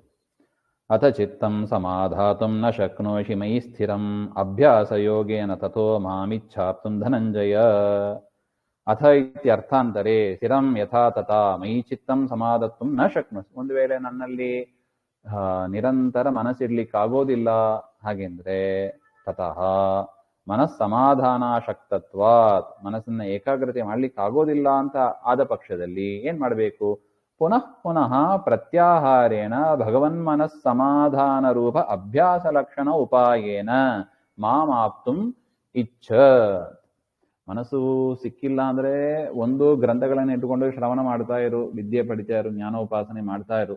ಅಥವಾ ಮತ್ತೆ ಮನಸ್ಸು ಬೇರೆ ಕಡೆ ಹೋಗ್ತದೆ, ಹೋದ ಮನಸ್ಸನ್ನ ಮತ್ತೆ ಅಭ್ಯಾಸದ ಬಲದಿಂದ ಮತ್ತೆ ನನ್ನ ಕಡೆ ಇಡು ಹಾಗೆ ಅಂತ ಇನ್ನೊಂದು ಉಪಾಯ. ಮನಸ್ಸು ಹೋಗೋದು, ಒಟ್ಟು ಮನಸ್ಸನ್ನ ನನ್ನಲ್ಲಿ ಕೊಡಬೇಕು. ಮನವನಿತ್ತರೆ ತನ್ನ ನೀವನು. ಆದ್ರೆ ಮನಸ್ಸನ್ನ ದೇವರಲ್ಲಿ ಕೊಡೋದು ಕಷ್ಟ ಇದೆ. ಅದಕ್ಕೆ ಒಂದು ಪರಮಾತ್ಮನ ಕುರಿತಾದ ಬುದ್ಧಿ, ಚಿಂತೆ, ವಿಷಯ, ಜ್ಞಾನ ಸಂಪಾದನೆ ಮಾಡ್ತಾ ಇರು, ಆಗ ಬರುತ್ತದೆ. ಅಥವಾ ಓದ ಮನಸ್ಸನ್ನ, ಪರಮಾತ್ಮನನ್ನ ಬಿಟ್ಟು ಬೇರೆ ಕಡೆ ಹೋದ ಮನಸ್ಸನ್ನ ಅಭ್ಯಾಸದ ಬಲದಿಂದ ಮತ್ತೆ ವಾಪಸ್ ದೇವರ ಮನಸ್ಸಲ್ಲೇ ಇಡಬೇಕು, ದೇವರಲ್ಲೇ ಇಡಬೇಕು. ಹಾಗೆ ನನಗೆ ಅಭ್ಯಾಸ ಮಾಡ್ಲಿಕ್ಕೆ ಆಗೋದಿಲ್ಲ, ಏನ್ ಮಾಡ್ಲಿ ಹೇಳ್ತಾರೆ ನೋಡಿ. ಅಭ್ಯಾಸೇ ಅಪಿ ಸಮರ್ಥೋಸಿ ಮತ್ಕರ್ಮ ಪರಮೋ ಭವ ಮದರ್ಥಮಪಿ ಕರ್ಮಾಣಿ ಕುರ್ವನ್ ಸಿದ್ಧಿಂ ಅವಾಪ್ಸ್ಯಸಿ. ಅಭ್ಯಾಸೇಪ್ಯಶಕ್ತೋಸಿ ತದಾ ಮತ್ಕರ್ಮ ಪರಮಃ. ನನಗೆ ಅಭ್ಯಾಸ ಮಾಡ್ಲಿಕ್ಕೆ ಆಗೋದಿಲ್ಲ ಸ್ವಾಮಿ, ಬರ್ತಾ ಇಲ್ಲ, ನನಗೆ ಮನಸ್ಸು ನಿಗ್ರಹ ಆಗ್ತಾ ಇಲ್ಲ, ಎಲ್ಲೆಲ್ಲೋ ವಿಷಯದ ಕಡೆ ಹೋಗ್ತಾ ಇದೆ. ಹಾಗೆಂದ್ರೆ ನನ್ನನ್ನು ಕುರಿತಾದ ಕರ್ಮಗಳನ್ನು ಮಾಡು ಅಂತಾನೆ. ಮತ್ಕರ್ಮ ಪರಮಃ ಅಂದ್ರೆ ಮತ್ಪ್ರೀತ್ಯರ್ಥಂ, ಪರಮಾತ್ಮನ ಪ್ರೀತಿಗಾಗಿ ಪರಮಾತ್ಮನ ವಿಷಯಕವಾದ ಕರ್ಮಗಳನ್ನ, ಮದ್ವಿಷಯ ಕರ್ಮಾನುಷ್ಠಾನಮೇವ ಪರಮಂ ಉತ್ತಮಂ ಯಸ್ಯ ಸಹ ತದಾ ತಾದೃಶಃ. ಪರಮಾತ್ಮನ ಕುರಿತಾದ ಕರ್ಮಗಳನ್ನ ಮಾಡ್ತಾ ಇತ್ತು. ಒಂದು ದೇವರ ಕುರಿತ ದೇವಾಲಯಕ್ಕೆ ಹೋಗ್ತಾ ಇರೋದು, ದೇವರಿಗೆ ಪ್ರದಕ್ಷಿಣೆ ಬೆಳಿಗ್ಗೆಯಿಂದ ಎಷ್ಟಾಗುತ್ತದೋ ಪ್ರದಕ್ಷಿಣೆ ನಮಸ್ಕಾರ ಮಾಡ್ತಾ ಇರೋದು, ಇನ್ನೇನು ದೀಪ ಹಚ್ಚೋದು, ಲಕ್ಷ ದೀಪ ಹಚ್ತಾ ಕೂತಿರೋದು, ಆ ಥರ ಪರಮಾತ್ಮನ ವಿಷಯಕವಾದ ರಂಗವಲ್ಲಿ ಆಗ್ತಾ ಕೂತಿರೋದು. ಇದೆಲ್ಲ ನೋಡಿ ಎಷ್ಟು ಟೈಮ್ ತಗೊಳ್ಳುತ್ತದೆ, ಒಂದು ದಿನದಲ್ಲಿ ಹೇಗೆ ಮಾಡಬಹುದು ನೋಡಿ. ಆಗ ಪರಮಾತ್ಮನಲ್ಲಿ ಮನಸ್ಸು ಇಡ್ಲಿಕ್ಕೆ ಕಷ್ಟ ಆದರೂ ಕೂಡ ಪರಮಾತ್ಮನ ಪ್ರೀತಿಗಾಗಿ ಆ ಕರ್ಮ, ಭಗವಂತನ ವಿಷಯಕವಾದ ಕರ್ಮಗಳನ್ನ ಮಾಡಿ ಪರಮಾತ್ಮನಿಗೆ ಸಮರ್ಪಣೆ ಮಾಡ್ತಾ ಇರಬೇಕು. ಇದರಿಂದಲೂ ಕೂಡ ನನ್ನನ್ನು ಹೊಂದಲಿಕ್ಕೆ ಸಾಧ್ಯ. ಅಂದ್ರೆ ಮತ್ತೆ ಜ್ಞಾನ ಬರುತ್ತದೆ, ಜ್ಞಾನದಿಂದ ಭಕ್ತಿ, ಭಕ್ತಿಯಿಂದ ಪರಮಾತ್ಮನ ಪ್ರಸಾದ ಅಂತ ಅದು ಇಟ್ಟುಕೊಳ್ಳೇಬೇಕು. ಹಾಗೆ ಅಂತ ತಾವತಾ ಕಥಂ ಇಷ್ಟಸಿದ್ಧಿ ಆಹ ಮದರ್ಥಂ ಕುರ್ವನ್ನಪಿ. ಮದರ್ಥಂ ಕರ್ಮಾಣಿ ಕುರ್ವನ್, ನನ್ನ ಕುರಿತಾದ ಕರ್ಮಗಳನ್ನು ಮಾಡಿದರೂ ಕೂಡ ನೀನು ಸಿದ್ಧಿಯನ್ನ ಹೊಂದುತ್ತೀಯಾ ಅಂತ. ಒಟ್ಟು ನೋಡಿ, ಇದೆಲ್ಲ ನಾವು ಮಾಡ್ತಾ ಇದ್ರೆ ಪರಮಾತ್ಮನ ಬಿಟ್ಟು ಬೇರೆ ಕಡೆ ಮನಸ್ಸು ಹೋಗೋದಿಲ್ಲ ನೋಡಿ. ಆ ಪರಿಸ್ಥಿತಿಗೆ ಬಂದ್ಬಿಡ್ತೀವಿ. ಅತೈದಪ್ಯಶಕ್ತೋಸಿ ಕರ್ತಂ ಮದ್ಯೋಗಮಾಶ್ರಿತಃ ಸರ್ವಕರ್ಮ ಫಲತ್ಯಾಗಂ ತತಃ ಕುರು ಯಥಾತ್ಮವಾನ್. ಇಲ್ಲ ಸ್ವಾಮಿ, ನನಗೆ ಆ ರೀತಿಯಾಗಿ ಕರ್ಮಗಳನ್ನು ಕೂಡ ನಾನು ಮಾಡ್ಲಿಕ್ಕೆ ಆಗೋದಿಲ್ಲ. ಎಂತ ಕೇಸ್ ನೋಡಿ. ಅಂಥವ್ರಿಗೆ ಏನ್ ಮಾಡಬೇಕು? ಅಥ ಇತಿ ಪ್ರಾಗ್ವತ್ ಏತದಪಿ ಸರ್ವಾಣ್ಯಪಿ ಜಪ ಅರ್ಚನಾದಿ, ಜಪ ದೇವರನ್ನು ಕುರಿತಾದ ಜಪ, ದೇವರನ್ನು ಕುರಿತಾದ ಅರ್ಚನೆ, ರಂಗವಲ್ಲಿ ಪೂಜೆ ಇತ್ಯಾದಿ ಮಾಡ್ಲಿಕ್ಕೆ ಆಗೋದಿಲ್ಲ, ಕರ್ಮಗಳನ್ನು ಮಾಡ್ಲಿಕ್ಕೆ ಆಗೋದಿಲ್ಲ ನಿನ್ನ ಉದ್ದೇಶವಾಗಿ ಇಟ್ಟುಕೊಂಡು. ಮತ್ ಪ್ರೀತ್ಯರ್ಥಕಾನಿ, ಪರಮಾತ್ಮನ ಪ್ರೀತಿಗಾಗಿ ಕರ್ಮಗಳನ್ನ ಮಾಡಬೇಕು. ಕರ್ತುಂ ಅಶಕ್ತಃ ಅಸಿ, ಅದನ್ನು ಮಾಡ್ಲಿಕ್ಕೆ ಆಗಿಲ್ಲ ನೀನು, ಹಾಗೆಂತ ಆದ ಪಕ್ಷದಲ್ಲಿ ತರಿಹಿ ಹಾಗೇನ್ ಮಾಡಬೇಕು? ದೇವತಾಂತರ ಉದ್ದೇಶೇನ ಕರ್ಮಾಣಿ ಕೃತ್ವ. ಆಯ್ತಪ್ಪ, ಬೇರೆ ದೇವತೆಗಳನ್ನು ಕುರಿತಾಗಿ ಕರ್ಮಗಳನ್ನ ಮಾಡು. ಅದು ರುದ್ರದೇವರ ಪೂಜೆನೋ, ಲಕ್ಷ್ಮೀ ಪೂಜೆನೋ, ಯಾರೋ ಒಂದು ಬೇರೆ ನನ್ನನ್ನು ಬಿಟ್ಟು ಬೇರೆ ದೇವತೆಗಳ ಪೂಜೆಯನ್ನು ಮಾಡಿ ಕೊನೆಯಲ್ಲಿ ಮೈ ಸಮರ್ಪಣ ರೂಪಂ ಮದ್ಯೋಗಂ, ಅದನ್ನ ಕೊನೆಯಲ್ಲಿ ಕೃಷ್ಣಾರ್ಪಣ ಅಂತ ಹೇಳ್ಬಿಡು. ಮತ್ಕರ್ಮತ್ವೇ ಉಪಾಯಂ ಅಂತೆ ಮೈ ಸಮರ್ಪಣ ಸರ್ವಕರ್ಮಣ ವೈಷ್ಣವತ್ವೇನ ಕರಣೆ. ಅದೆಲ್ಲವೂ ಕೂಡ ವೈಷ್ಣವ ಕರ್ಮ, ವಿಷ್ಣು ಸಂಬಂಧಿಯಾದ ಕರ್ಮ ಅಂತ ತಿಳಿದು ಮಾಡಿದರೆ ಯಹ ಉಪಾಯ ತಮ್ಮ ಆಶ್ರಿತ ಭವ ಅಂತ. ಇದೇ ಪರಮಾತ್ಮನನ್ನ ಹೊಂದಲಿಕ್ಕೆ ಸರಿಯಾದ ಉಪಾಯ. ಬೇರೆ ದೇವತೆಗಳನ್ನ, ಬೇರೆಯವರನ್ನ ಪೂಜೆ ಮಾಡಿದ್ರೂ ಸರಿ, ಅಂತರ್ಯಾಮಿಯಾಗಿ ಅದು ಪರಮಾತ್ಮನ ಪೂಜೆ ಆಗ್ತದೆ ಅಂತ ಚಿಂತನೆ ಮಾಡಿ ನನಗೆ ಸಮರ್ಪಣೆ ಮಾಡು. ಆಗ ಕೂಡ ಏನಾಗ್ತದೆ? ನನ್ನ ಯೋಗ ಒಂದು ಆಗ್ತದೆ. ನನ್ನ ಯೋಗ ಆಗ್ತಾ ಇರುವುದರಿಂದ ಯಥಾತ್ಮವಾನ್ ನಿಯತ ಮನಸ್ಕಃ, ನಿಯಮೇನ ನನ್ನಲ್ಲಿ ಮನಸ್ಸಿಟ್ಟವನಾಗ್ತಿ. ಸರ್ವಕರ್ಮ ಫಲತ್ಯಾಗಂ ಕುರು. ಎಲ್ಲ ಕರ್ಮದ ಆಸೆ, ದೇವತೆಗಳ ಪೂಜೆ ಮಾಡಿ ಆಸೆ ಇಟ್ಕೋಬಾರ್ದು. ಅವ್ರು ಅದು ಕೊಡ್ತಾರೆ, ಇದು ಕೊಡ್ತಾರೆ, ಸೈಟ್ ಕೊಡ್ತಾರೆ, ಆ ಆಸೆ ಎಲ್ಲ ಬಿಟ್ಟು ಬಿಡ್ಬೇಕು.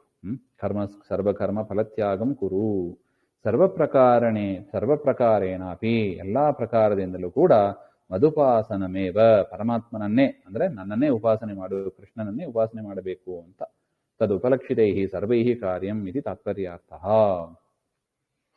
ಈ ರೀತಿಯಾಗಿ ನೋಡಿ, ಒಟ್ಟು ಏನ್ ಹೇಳಿದ ಪರಮಾತ್ಮ? ದೇವರಲ್ಲೇ ಮನಸ್ಸಿಡಬೇಕು, ದೇವರಲ್ಲಿ ಸದಾ ಮನಸ್ಸಿಡಬೇಕು. ದೇವರಲ್ಲಿ ಸದಾ ಮನಸ್ಸಿಡ್ಲಿಕ್ಕಾಗಲ್ಲ. ಹಾಗೆಂದ್ರೆ ದೇವರನ್ನು ಕುರಿತಾದ ಗ್ರಂಥಗಳ ಅವಲೋಕನೆ, ಶಾಸ್ತ್ರ ವಿಮರ್ಶನೆ, ಇದನ್ನ ಮಾಡ್ತಾ ಕಾಲ ಕಳೀಬೇಕು ಪ್ರತಿ ದಿವಸ. ಅದು ಮಾಡ್ಲಿಕ್ಕೆ ಆಗ ನನ್ನಲ್ಲಿ ಮನಸ್ಸಿಟ್ಟಂಗ ಆಗ್ತದೆ ಅಂತ. ಆಲ್ಟರ್ನೇಟ್ ಇದಲ್ಲ, ಅದು ಮಾಡ್ಲಿಕ್ಕಾಗಲ್ಲ. ಹಾಗೆಂದ್ರೆ ನನ್ನನ್ನು ಕುರಿತಾದ ಜಪ, ಅರ್ಚನೆ ಇವುಗಳನ್ನೆಲ್ಲ ಸದಾ ಮಾಡ್ತಾ ಇರು. ಮನಸ್ಸು ಸ್ವಲ್ಪ ಬಿಟ್ಟು ಬಿಟ್ಟು ಬೇರೆ ಕಡೆ ಹೋಗ್ತದೆ. ಮತ್ತೆ ವಾಪಸ್ ತಂದು ನನ್ನಲ್ಲೇ ಇಡು. ಅದು ಮಾಡ್ಲಿಕ್ಕಾಗಲ್ಲ ಅಂದ್ರೆ ನನ್ನ ಕುರಿತಾದ ಕರ್ಮಗಳನ್ನ ಮಾಡು, ಜಪ ಅರ್ಚನೆ ಇತ್ಯಾದಿಗಳನ್ನ ಮಾಡು ಅಂತ ಹೇಳಿದರು. ಅದು ಮಾಡ್ಲಿಕ್ಕಾಗಲ್ಲ ಹಾಗೆಂದ್ರೆ ಬೇರೆ ದೇವತೆಗಳು ಕುರಿತಾದ ಪೂಜಾದಿಗಳನ್ನ ಮಾಡಿ, ಜಪಾದಿಗಳನ್ನ ಮಾಡಿ, ಅದು ಕೂಡ ಪರಮಾತ್ಮನ ಪೂಜೆ ಅಂತ ಪರಮಾತ್ಮನಿಗೆ ಅದನ್ನು ಕೊನೆಯಲ್ಲಿ ಸಮರ್ಪಣೆಯನ್ನ ಮಾಡು. ಸಂಕಲ್ಪ ಕೃಷ್ಣಾರ್ಪಣದಲ್ಲಿ ವಿಷ್ಣುವಿನ ಚಿಂತನೆಯನ್ನ ಮಧ್ಯದಲ್ಲಿ ಚಿಂತನೆಯನ್ನು ಮಾಡಿದರೂ ಕೂಡ ಅದು ನನ್ನ ಉಪಾಸನೆ ಆಗ್ತದೆ ಹಾಗೆ ಅಂತ. ಇದು ಕಡಿಮೆ ಪಕ್ಷ ಅಂತ. ಅದು ಒಂದೊಂದಕ್ಕೂ ವ್ಯತ್ಯಾಸ ಇದೆ. ಇದರ ಫಲದಲ್ಲೂ ಒಂದೇ ಥರ ಅಂತ ತಿಳ್ಕೋಬಾರ್ದು ನಾವು. ಯದ್ಯಪಿ ಮೋಕ್ಷ ಆಗಿದ್ರೂ ಕೂಡ ಫಲದಲ್ಲಿ ಇದಕ್ಕೂ ಮತ್ತೆ ಅವಾಂತರ ವ್ಯತ್ಯಾಸಗಳು ಇದ್ದೇ ಇರುತ್ತದೆ ಹಾಗೆ ಅಂತ. ಶ್ರೇಯೋ ಹಿ ಜ್ಞಾನಮಭ್ಯಾಸಾತ್ ಜ್ಞಾನಾತ್ ಧ್ಯಾನಂ ವಿಶಿಷ್ಯತೆ ಧ್ಯಾನಾತ್ ಕರ್ಮ ಫಲತ್ಯಾಗ ತ್ಯಾಗ ಶಾಂತಿರನಂತರಂ. ನೋಡಿ, ಪರಮಾತ್ಮನೇ ಸಮರೈಸ್ ಮಾಡಿ ಹೇಳ್ತಾ ಇದ್ದಾನೆ. ಮಯಿ ಇತ್ಯಾದಿನ ಉಕ್ತ ಅಧ್ಯಯನ ಲಾಭೆ ಜ್ಞಾನಂ. ಹಿಂದೆ ಹೇಳಿದ ಪ್ರಕಾರ ಪರಮಾತ್ಮನ ಧ್ಯಾನ ಮಾಡಬೇಕು. ಧ್ಯಾನ ಮಾಡ್ಲಿಕ್ಕೆ ಆಗೋದಿಲ್ಲ ಹಾಗೆಂದ್ರೆ ಜ್ಞಾನ ಮಾಡ್ಲಿಕ್ಕೆ ಆಗೋದಿಲ್ಲ ಅಂದ್ರೆ ಅಭ್ಯಾಸ ಯೋಗ ಇತ್ಯೇತ ಸಮರ್ಥಯತೆ. ಅದನ್ನ ಇಲ್ಲಿ ಪರಮಾತ್ಮ ಸಮರ್ಥನೆ ಮಾಡ್ತಾ ಇದ್ದಾನೆ. ಶ್ರೇಯೋಹಿ ಅಜ್ಞಾನಪೂರ್ವಕಾದ ಅಭ್ಯಾಸಾತ್ ಜ್ಞಾನಂ ಶ್ರೇಯ. ಅಜ್ಞಾನದಿಂದ ಕೂಡಿದವಾದ ಒಂದು ಕಾರ್ಯಕ್ಕಿಂತ ಜ್ಞಾನಪೂರ್ವಕವಾಗಿ ಮಾಡಿದ ಕಾರ್ಯ ಶ್ರೇಷ್ಠ. ಅಭ್ಯಾಸಾತ್ ಜ್ಞಾನಂ ಶ್ರೇಯ. ಅಜ್ಞಾನಕ್ಕಿಂತ ಅಭ್ಯಾಸ ಮಾಡಿ ಜ್ಞಾನವನ್ನು ಪಡೆದು ಮಾಡತಕ್ಕದ್ದು ಶ್ರೇಷ್ಠ. ಜ್ಞಾನ ಮಾತ್ರ ಜ್ಞಾನಪೂರ್ವಕ ಧ್ಯಾನಂ ಶ್ರೇಯ. ಕೇವಲ ಜ್ಞಾನದಿಂದ ಜ್ಞಾನಪೂರ್ವಕವಾದ ಧ್ಯಾನ ಶ್ರೇಷ್ಠ ಅಂತ. ಜ್ಞಾನಪೂರ್ವಕವಾದ ಧ್ಯಾನ ಶ್ರೇಷ್ಠ. ನೋಡಿ, ಅಜ್ಞಾನಕ್ಕಿಂತ ಜ್ಞಾನ ಶ್ರೇಷ್ಠ. ಜ್ಞಾನಪೂರ್ವಕವಾಗಿ ಕರ್ಮ ಮಾಡಬೇಕು, ಆಚರಣೆ ಮಾಡಬೇಕು. ಕೇವಲ ಜ್ಞಾನಕ್ಕಿಂತ ಜ್ಞಾನಪೂರ್ವಕವಾದ ಧ್ಯಾನ ಶ್ರೇಷ್ಠ ಅಂತ. ಅಂದ್ರೆ ಧ್ಯಾನ ಕರ್ಮ ಇಲ್ಲದೆ ಜ್ಞಾನ ಇಲ್ಲದೆ ಧ್ಯಾನ ಮಾಡ್ಲಿಕ್ಕೆ ಬರೋದೇ ಇಲ್ಲ ಅಂತಾರೆ ನೋಡಿ. ಏನೋ ಮೆಡಿಟೇಷನ್ ಅಂತ ಅದು ಪರಮಾತ್ಮನಲ್ಲಿ ಮನಸ್ಸು ಹೋಗೋದೇ ಇಲ್ಲ ಅದು. ಅದರಿಂದ ಅಜ್ಞಾನಕ್ಕಿಂತ ಜ್ಞಾನ ಶ್ರೇಷ್ಠ, ಜ್ಞಾನಕ್ಕಿಂತಲೂ ಜ್ಞಾನಪೂರ್ವಕವಾದ ಧ್ಯಾನ ಶ್ರೇಷ್ಠ ಹಾಗೆ. ತಸ್ಮಾತ್ ಧ್ಯಾನಾತ್ ಜ್ಞಾನಪೂರ್ವಕ ಸಕಾಮ ಧ್ಯಾನಾತ್. ಜ್ಞಾನಪೂರ್ವಕವಾದ ಸಕಾಮವಾದ ಒಂದು ಧ್ಯಾನಕ್ಕಿಂತಲೂ ಕರ್ಮಫಲ ತ್ಯಾಗ ಶ್ರೇಯಾನ್ ಅಂತ. ಜ್ಞಾನಕ್ಕಿಂತಲೂ ಕರ್ಮಪೂರ್ವಕವಾದ ಧ್ಯಾನ ಶ್ರೇಷ್ಠ. ಜ್ಞಾನಪೂರ್ವಕವಾದ ಧ್ಯಾನ, ಆ ಜ್ಞಾನಪೂರ್ವಕವಾದ ಧ್ಯಾನಕ್ಕಿಂತಲೂ ಅದೆಂಥ ಧ್ಯಾನ? ಸಕಾಮವಾದ ಒಂದು ಧ್ಯಾನ ಮಾಡ್ತೀವಿ, ಏನೋ ಫಲ ಅದು ಬೇಕು ಇದು ಬೇಕು ಅಂತ ಫಲಾಪೇಕ್ಷೆ ಇಟ್ಕೊಂಡು ಧ್ಯಾನ ಮಾಡೋದು. ಧ್ರುವರಾಜರು ಮಾಡಿದ್ರು ನೋಡಿ. ನನಗೆ ಎತ್ತರದ ಲೋಕ ಬೇಕು, ಅದು ಸಕಾಮನೆ ಆಗೋಯ್ತು ಅಂತಾರೆ. ಕೊನೆಯಲ್ಲಿ ಮತ್ತೆ ಪರಮಾತ್ಮನ ವಿಶೇಷವಾಗಿ ಉಪಾಸನೆ ಮಾಡಿ ಮೋಕ್ಷೋಪಾಯವನ್ನು ಪಡೆದರು ಹಾಗೆ ಅಂತ.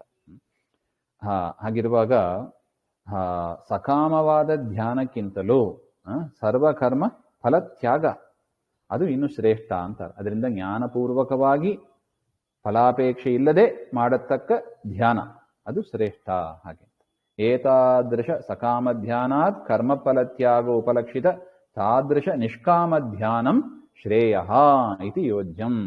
ಜ್ಞಾನಪೂರ್ವಕವಾದ ನಿಷ್ಕಾಮದಿಂದ ಮಾಡಿದ ಧ್ಯಾನ ಅದು ಶ್ರೇಷ್ಠವಾಗ್ತದೆ ಹಾಗೆಂತ ರಾಯರು ಬರೀತಾರೆ. ಫಲತ್ಯಾಗಾತ್ ಕರ್ಮಫಲ ತ್ಯಾಗ ಉಪಲಕ್ಷಿತ ನಿಷ್ಕಾಮ ಧ್ಯಾನಾತ್ ಇಷ್ಟಾರ್ಥ. ಫಲತ್ಯಾಗಾತ್ ಅಂದ್ರೆ ಕರ್ಮಫಲ ತ್ಯಾಗಪೂರ್ವಕ ನಿಷ್ಕಾಮದಿಂದ ಮಾಡತಕ್ಕ ಧ್ಯಾನಕ್ಕಿಂತಲೂ ಶ್ರೇಷ್ಠ ಯಾವುದು? ಅಪರೋಕ್ಷ ಜ್ಞಾನಂ. ಪರಮಾತ್ಮನ ಪ್ರತ್ಯಕ್ಷದಿಂದ ಕಾಣೋದಿದೆ ನೋಡಿ, ಅದು ಶ್ರೇಯಸ್ಸು, ಅದು ಶ್ರೇಷ್ಠ. ಅನಂತರಂ ಶಾಂತಿ, ಅನಂತರ ಮೋಕ್ಷ. ಅಪರೋಕ್ಷ ಜ್ಞಾನ ಬಂತು ಅಂದ್ರೆ ಮೋಕ್ಷ ಖಚಿತ. ಅದರಿಂದ ಅಪರೋಕ್ಷ ಜ್ಞಾನವನ್ನ ಪಡೆಯೋದಕ್ಕೆ ಇರುವ ಆಲ್ಟರ್ನೇಟಿವ್ ಅರೇಂಜ್ಮೆಂಟ್ಸ್ ಅನ್ನ ದೇವರು ಈ ಒಂದು 4-5 ಶ್ಲೋಕದಲ್ಲಿ ಅಥವಾ ಈ ಅಧ್ಯಾಯದಲ್ಲಿ ನಮಗೆ ಸ್ಪಷ್ಟಪಡಿಸಿದ್ದಾನೆ ಸ್ವಾಮಿ.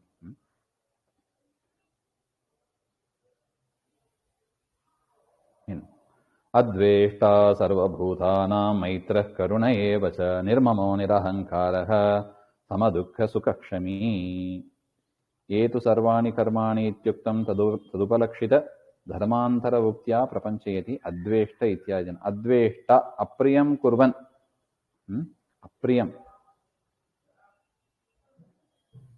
ಅಪ್ರಿಯವಾದದನ್ನು ಮಾಡ್ತಾ ಕ್ಲೇಶಸ್ಥಾನಂ ನಿರೂಪ್ಯ ತಥೋ ರಕ್ಷಿತಾ ಮೈತ್ರಃ ಕರುಣಾ ಮೈತ್ರಃ ಸಮೇಷು ಸತ್ಸು ಸ್ನೇಹ ಕರುಣಃ ಅಧಮೇಷು ಸತ್ಸು ಕೃಪಾ.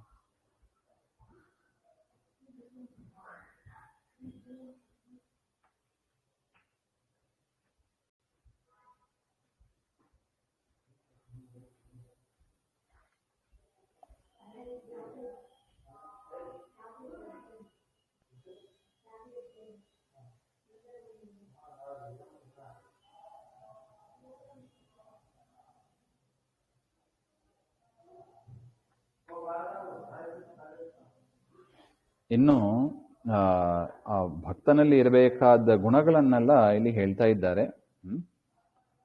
ತದುಪಲಕ್ಷಿತ ಧರ್ಮಾಂತರ ಉಕ್ತ್ಯ, ಏನೇನು ಧರ್ಮಗಳು ಇರಬೇಕು ಹಾಗೆ ಅಂತ ಹೇಳ್ತಾ ಇದ್ದಾರೆ. ದೇವರಲ್ಲಿ ಎಲ್ಲವನ್ನು ಸಮರ್ಪಣೆ ಮಾಡಬೇಕು. ಇನ್ನು ಏನೇನು ಧರ್ಮಗಳು ಇರಬೇಕು ಹಾಗೆ ಅಂದ್ರೆ ಅದ್ವೇಷ್ಟ,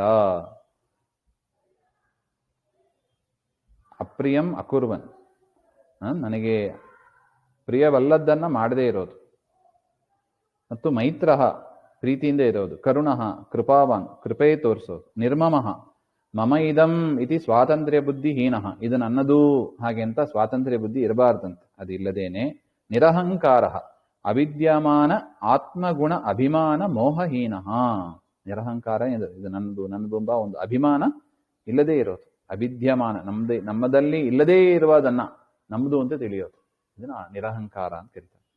ಪುಸ್ತಕ ವಾಸ್ತವಿಕವಾಗಿ ದೇವರದು, ಶರೀರ ವಾಸ್ತವಿಕವಾಗಿ ದೇವರು, ನಮ್ದು ಅಂತ ನಾವು ತಿಳ್ಕೋಬಾರದು. ಅವಿದ್ಯಮಾನ ಆತ್ಮಗುಣ ಅಭಿಮಾನ ಮೋಹ, ಅದು ಮೋಹದಿಂದ ಬರೋದು, ಅದು ಇಲ್ಲದೇ ಇರೋದು ಅಂತ. ಹೇಯತೆಯ ದುಃಖ ಸಮಂ ವೈಷಯಿಕ ಸುಮಂ ಯಸ್ಯ ಸಮದುಃಖ ಸುಖ, ಅಂದ್ರೆ ಲೌಕಿಕವಾದ ಸುಖವನ್ನ ದುಃಖ ಅಂತ ತಿಳಿಯೋದು, ಶಾಸ್ತ್ರದಲ್ಲಿ ಹೇಳಿದ ಕರ್ಮಗಳನ್ನ ಕಷ್ಟ ಅಂತ ತಿಳಿಯದೆ ಅದನ್ನೇ ಸುಖ ಅಂತ ತಿಳಿಯೋದು, ಹಾಗೆ ಅಂತ ಅದನ್ನ ಸಮದುಃಖ ಸುಖ. ಕ್ಷಮಿ ಅಂದ್ರೆ ಸಹನೆ ಮಾಡ್ಕೊಂಡಿರೋದು, ಉಪವಾಸ ಮಾಡು, ಚಾತುರ್ಮಾಸ್ಯ ಮಾಡು, ಪ್ರಾತಃ ಸ್ನಾನ ಮಾಡು, ಕ್ಲಿಷ್ಟ ಅಂತ ಅನಿಸ್ಬಹುದು. ಅದನ್ನ ಇನ್ನೊಬ್ರು ಮಾಡೋ ಅವಮಾನಗಳು, ಕೆಲವು ಮಾತು ಕೇಳಿದ್ರೆ ಒಳಗೆ ಸಿಟ್ಟು ಬಂದ್ಬಿಡುತ್ತದೆ ನಮಗೆ, ಅದನ್ನ ಸಹನೆ ಮಾಡಿಕೊಂಡಿರೋದು, ಇದೆಲ್ಲ ತಪಸ್ಸು ಅಂತಾರೆ. ಅಂತ ಧರ್ಮಗಳು ಉಳ್ಳವರಾಗಿ ಇರಬೇಕು ಅಂತ ಒಟ್ಟು. ಸಂತುಷ್ಟ ಸತತಂ ಯೋಗಿ ಯಥಾತ್ಮ ದೃಢ ನಿಶ್ಚಯ ಮಯಿ ಅರ್ಪಿತ ಮನೋಬುದ್ಧಿ ಯೋ ಮದ್ಭಕ್ತ ಸಮೇ ಪ್ರಿಯ. ಇನ್ನು ಸಂತುಷ್ಟ ಅಂದ್ರೆ ಸಂತೃಪ್ತಿಯಿಂದ ಇರೋದು, ಅಲಂಬುದ್ಧಿಯಿಂದ ಇರೋದು. ಎಷ್ಟು ಸಿಕ್ಕಿದ್ರೂ ಇನ್ನು ಬೇಕು ಬೇಕು ಅಂತ ಇರಬಾರ್ದು, ಅಲಂಬುದ್ಧಿ ಇರಬೇಕು. ಅಲಂಬುದ್ಧಿಮಾನ್ ಯೋಗಿ ಕರ್ಮ ಧ್ಯಾನ ರೂಪ ಜ್ಞಾನೋಪಾಯವಾನ್, ಕರ್ಮ ಧ್ಯಾನ ಇವೇ ಮೊದಲಾದವುಗಳಿಂದ ಜ್ಞಾನಕ್ಕೆ, ಜ್ಞಾನ ಅಂದ್ರೆ ಯಾವುದು? ಅಲ್ಟಿಮೇಟ್ ಅಪರೋಕ್ಷ ಜ್ಞಾನ, ಅದಕ್ಕೆ ಉಪಾಯವನ್ನು ಹುಡುಕ್ತಾ ಇರೋದು ಅವನು ಯೋಗಿ. ಆ ಯೋಗ ಉಳ್ಳವ, ಉಪಾಯ ಉಳ್ಳವ ಅಂತ ಅದು ಉಳ್ಳವನಾಗಿ ಇರಬೇಕು. ಯಥಾತ್ಮ ವಿಷಯೇಭ್ಯ ಉಪಸಂಹೃತ ಚಿತ್ತ. ಯಥಾತ್ಮ ಅಂದ್ರೆ, ಯಥಾ ಅಂದ್ರೆ ಏನು? ಕಂಟ್ರೋಲ್ ಮಾಡೋದು, ವಿಷಯಗಳಿಂದ ಇಂದ್ರಿಯಗಳನ್ನ ಕಂಟ್ರೋಲ್ ಮಾಡೋದು. ಅದು ಬೇಕು, ಅದು ನೋಡ್ಬೇಕು, ಇದು ಕೇಳಬೇಕು, ತಿನ್ನಬೇಕು, ಮೂಸಬೇಕು, ಯಾವುದು ಇರಬಾರ್ದು. ದೃಢ ನಿಶ್ಚಯ ಅಪ್ರಾಮಾಣ್ಯ ಶಂಕಾಶೂನ್ಯ ತತ್ವ ನಿಶ್ಚಯವಾನ್. ನೋಡಿ, ಪರಮಾತ್ಮನ ಕುರಿತಾದ ವಿಷಯದಲ್ಲಿ ಏನಿರಬಾರ್ದು? ನಮಗೆ ಸಂಶಯ ಇರಬಾರ್ದು. ಇದು ಪ್ರಮಾಣ ಹೌದೋ ಅಲ್ಲವೋ ಹಾಗೆ ಅಂತೆಲ್ಲ ಸಂಶಯ ಇರಬಾರ್ದು. ಅಪ್ರಾಮಾಣ್ಯ ಶಂಕಾ ಶೂನ್ಯ, ಇದು ಅಪ್ರಮಾಣ ಅಂತ ಮೊದಲು ಯಾವುದು ಪ್ರಮಾಣ ಯಾವುದು ಅಪ್ರಮಾಣ ಇದೆಲ್ಲ ಸರಿಯಾಗಿ ತಿಳ್ಕೋಬೇಕು. ನಾವು ಅದನ್ನ ಪರೀಕ್ಷೆ ಮಾಡಬೇಕು. ಅದೆಲ್ಲ ನಾವು ಇದು ಪ್ರಮಾಣ ಚಂದ್ರಿಕಾ ಕೆಲವು ನೋಡಿದ್ದೀವಿ. ನೋಡಿದಾಗ ಅಲ್ಲಿ ನಾವು ಅಭ್ಯಾಸ ಮಾಡಿದ್ದುಂಟು. ಆ ರೀತಿಯಾಗಿ ಅಪ್ರಾಮಾಣ್ಯ ಶಂಕಾಶೂನ್ಯ ತತ್ವನಿಶ್ಚಯವಾನ್, ತತ್ವನಿಶ್ಚಯ ಉಳ್ಳವರಾಗಿ ಇರಬೇಕು, ತತ್ವನಿಶ್ಚಯ ಆಗಿರಬೇಕು. ಇದೇ ಕರೆಕ್ಟು ಅಂತ ಹೇಳುವಷ್ಟು ನಮಗೆ ಬುದ್ಧಿ ಇರಬೇಕು, ದೃಢತೆ ಇರಬೇಕು ಅಂತ. ಮೈಯರ್ಪಿತೇ ಮನೋಬುದ್ಧಿ ಯಸ್ಯ ಸಹ, ಪರಮಾತ್ಮನಲ್ಲಿ ಮನಸ್ಸಿಟ್ಟವರಾಗಿ ಬುದ್ಧಿಯನ್ನಿಟ್ಟವರಾಗಿ ಅಂತ ಒಟ್ಟು. ಅಂಥವರು ಸಮೇ ಪ್ರಿಯ, ಅವನು ನನಗೆ ಪ್ರಿಯನಾಗ್ತಾನೆ ಅಂತ ಒಟ್ಟು. ಯಸ್ಮಾನ್ನೋ ದ್ವಿಜತೆ ಲೋಕೋ ಲೋಕಾನ್ನೋ ದ್ವಿಜತೆ ಚ ಯಃ ಹರ್ಷಾಮರ್ಷ ಭಯೋದ್ವೇಗೈ ಮುಕ್ತೋ ಯಸ್ಸ ಚ ಮೇ ಪ್ರಿಯ. ಇನ್ನು ಯಾರು ಪರಮಾತ್ಮನಿಗೆ ಪ್ರಿಯರು ಹಾಗೆಂದ್ರೆ ಪರಮಾತ್ಮ ಹೇಳ್ತಾನೆ, ಯಸ್ಮಾನ್ನೋ ದ್ವಿಜತೆ, ಯಸ್ಮಾನ್ ಲೋಕಃ ನೋ ದ್ವಿಜತೆ, ಯಾರಿಂದ ಯಾರ ದಿಸೆಯಿಂದ ಈ ಲೋಕ ಹೆದರೋದಿಲ್ಲವೋ, ಅಂದ್ರೆ ಟೆರರಿಸ್ಟ್ ತರ ನಾವಿರಬಾರ್ದು ಅಂತ. ನಮ್ಮನ್ನು ನೋಡಿ ಲೋಕ ಅಥವಾ ಯಾರು ಹೆದರಬಾರ್ದು. ಲೋಕಸ್ಯ ಭಯಹೇತು ಯಹ ನ ಭವತಿ, ಲೋಕದಲ್ಲಿ ಭಯ ಉಂಟಾಗೋದಕ್ಕೆ ಯಾರು ಕಾರಣವಾಗಿ ಇರೋದಿಲ್ಲವೋ ಅವರು ಆ ರೀತಿಯಾಗಿ ಇರಬೇಕು ಅಂತ. ಯಶ್ಚ ಸರ್ವಂ ಈಶಾಧೀನಂ ಬುದ್ಧ್ವಾ, ಎಲ್ಲವೂ ಕೂಡ ಪರಮಾತ್ಮನ ಅಧೀನ ಅಂತ ತಿಳಿದು ಲೋಕ ಜನೋ ನೋದ್ವಿಜತೆ, ಯಾವ ಲೋಕದಿಂದಲೂ ಕೂಡ ಯಾರು ಹೆದರಬಾರ್ದು. ಅಂದ್ರೆ ಆಪೋಸಿಟ್, ನಮ್ಮಿಂದಲೂ ಇನ್ನೊಬ್ಬರಿಗೆ ಭಯ ಆಗಬಾರದು, ಬೇರೆಯವರಿಂದಲೂ ಕೂಡ ನಾವು ಹೆದರಬಾರ್ದು. ಯಾಕೆ? ಎಲ್ಲವೂ ಪರಮಾತ್ಮನ ಮಾಡ್ತಾನೆ, ಎಲ್ಲರೂ ಪರಮಾತ್ಮನ ಅಧೀನದಲ್ಲಿ ಇರ್ತಾರೆ, ನಾನು ಯಾಕೆ ಹೆದರ್ಬೇಕು? ಹಾಗೆ ಆ ಜಡಬರದ ಇದ್ದ ನೋಡಿ, ಭಾಗವತದಲ್ಲಿ ಸುಂದರವಾದ ಕತೆ. ಖಡ್ಗ ಎತ್ಕೊಂಡು ಬರ್ತಾರಂತೆ ಆ ರಾಜನ ಭಟರು, ಆದರೂ ಕೂಡ ಹೆದರಲಿಲ್ಲ, ಅವನು ಏನು ಮಾಡಲಿಲ್ಲ. ಇದು ಹೋದ್ರೆ ಇನ್ನೊಂದು ಜನ್ಮ ಬರ್ತದೆ ಅಂತ ಅವನಿಗೆ ಖಾತ್ರಿ ಇತ್ತು. ಅದರಿಂದ ಸುಮ್ಮನೆ ಇದ್ದ. ಆಗ ಆ ಪ್ರತಿಮೆಯಿಂದ ಕಾಳಿದೇವಿನೇ ಹೊರಗೆ ಬಂದು ಆ ರಾಜರು ಭಟರು ಎಲ್ಲರನ್ನು ಸಂಹಾರ ಮಾಡಿದ್ರು. ಇವರೆಲ್ಲ ನನ್ನನ್ನ ಪ್ರಾಣ ಉಳಿಸಿದ್ರಲ್ಲ ಅಂತ ಸಂತೋಷನೂ ಪಟ್ಟಿಲ್ಲ ಭರತ. ರಾಜರನ್ನ ಕೊಂದು ಆ ಭಟರನ್ನೆಲ್ಲ ಕೊಂದು ಕಾಳಿದೇವಿ ಮತ್ತೆ ಪ್ರತಿಮೆಯಲ್ಲಿ ಸೇರ್ಕೋತಾಳೆ. ಈ ಸಂತೋಷ ಪಡಬೇಕಲ್ಲ, ಸಂತೋಷನೂ ಪಟ್ಟಿಲ್ಲ. ಪ್ರಾಣ ತೆಗೆದ್ರು ಅಂತ ಭಯನೂ ಇಲ್ಲ, ತೆಗಿತಾರೆ ಅಂತ ಭಯನೂ ಇಲ್ಲ, ಪ್ರಾಣ ಬಂತು ಅಂತ ಸಂತೋಷನೂ ಇಲ್ಲ. ಇಟ್ಟಾಂಗೆ ಇರುವೆ. ಚೆನ್ನಾಗಿದೆ ನೋಡಿ ಆ ಲೈನ್, ಇಟ್ಟಾಂಗೆ ಇರುವೇನು ಹರಿಯೇ. ಅದನ್ನ ಚೆನ್ನಾಗಿ ಅಳವಡಿಸಿಕೊಳ್ಳಬೇಕು ಅಂತ. ಅದು ಸುಮ್ಮನೆ ಬಾಯಿ ಮಾತಿಗೆ ಹೇಳುವ ವಾಕ್ಯ ಆಗಿಬಿಟ್ಟಿದೆ. ಅದನ್ನ ಚೆನ್ನಾಗಿ ಕರಗಿಸ್ಕೋಬೇಕು ಅಂತ.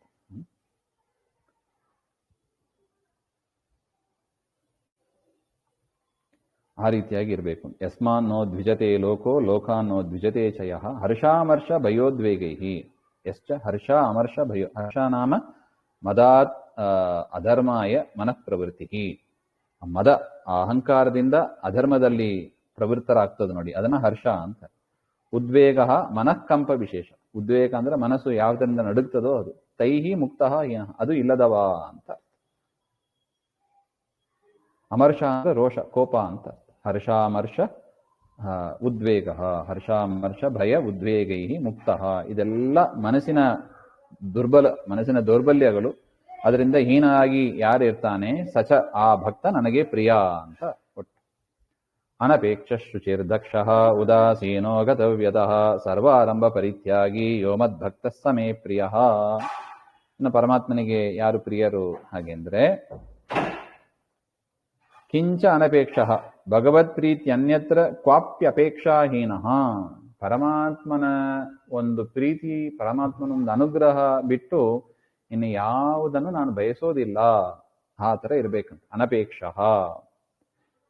ದುಡ್ಡು ಬೇಕು, ಸೈಟ್ ಬೇಕು, ಅದು ಬೇಕು, ಇದು ಬೇಕು, ಯಾವುದೂ ಇಲ್ಲ. ದಕ್ಷಿಣೆ ಬೇಕು, ಯಾವುದು ಬೇಡ.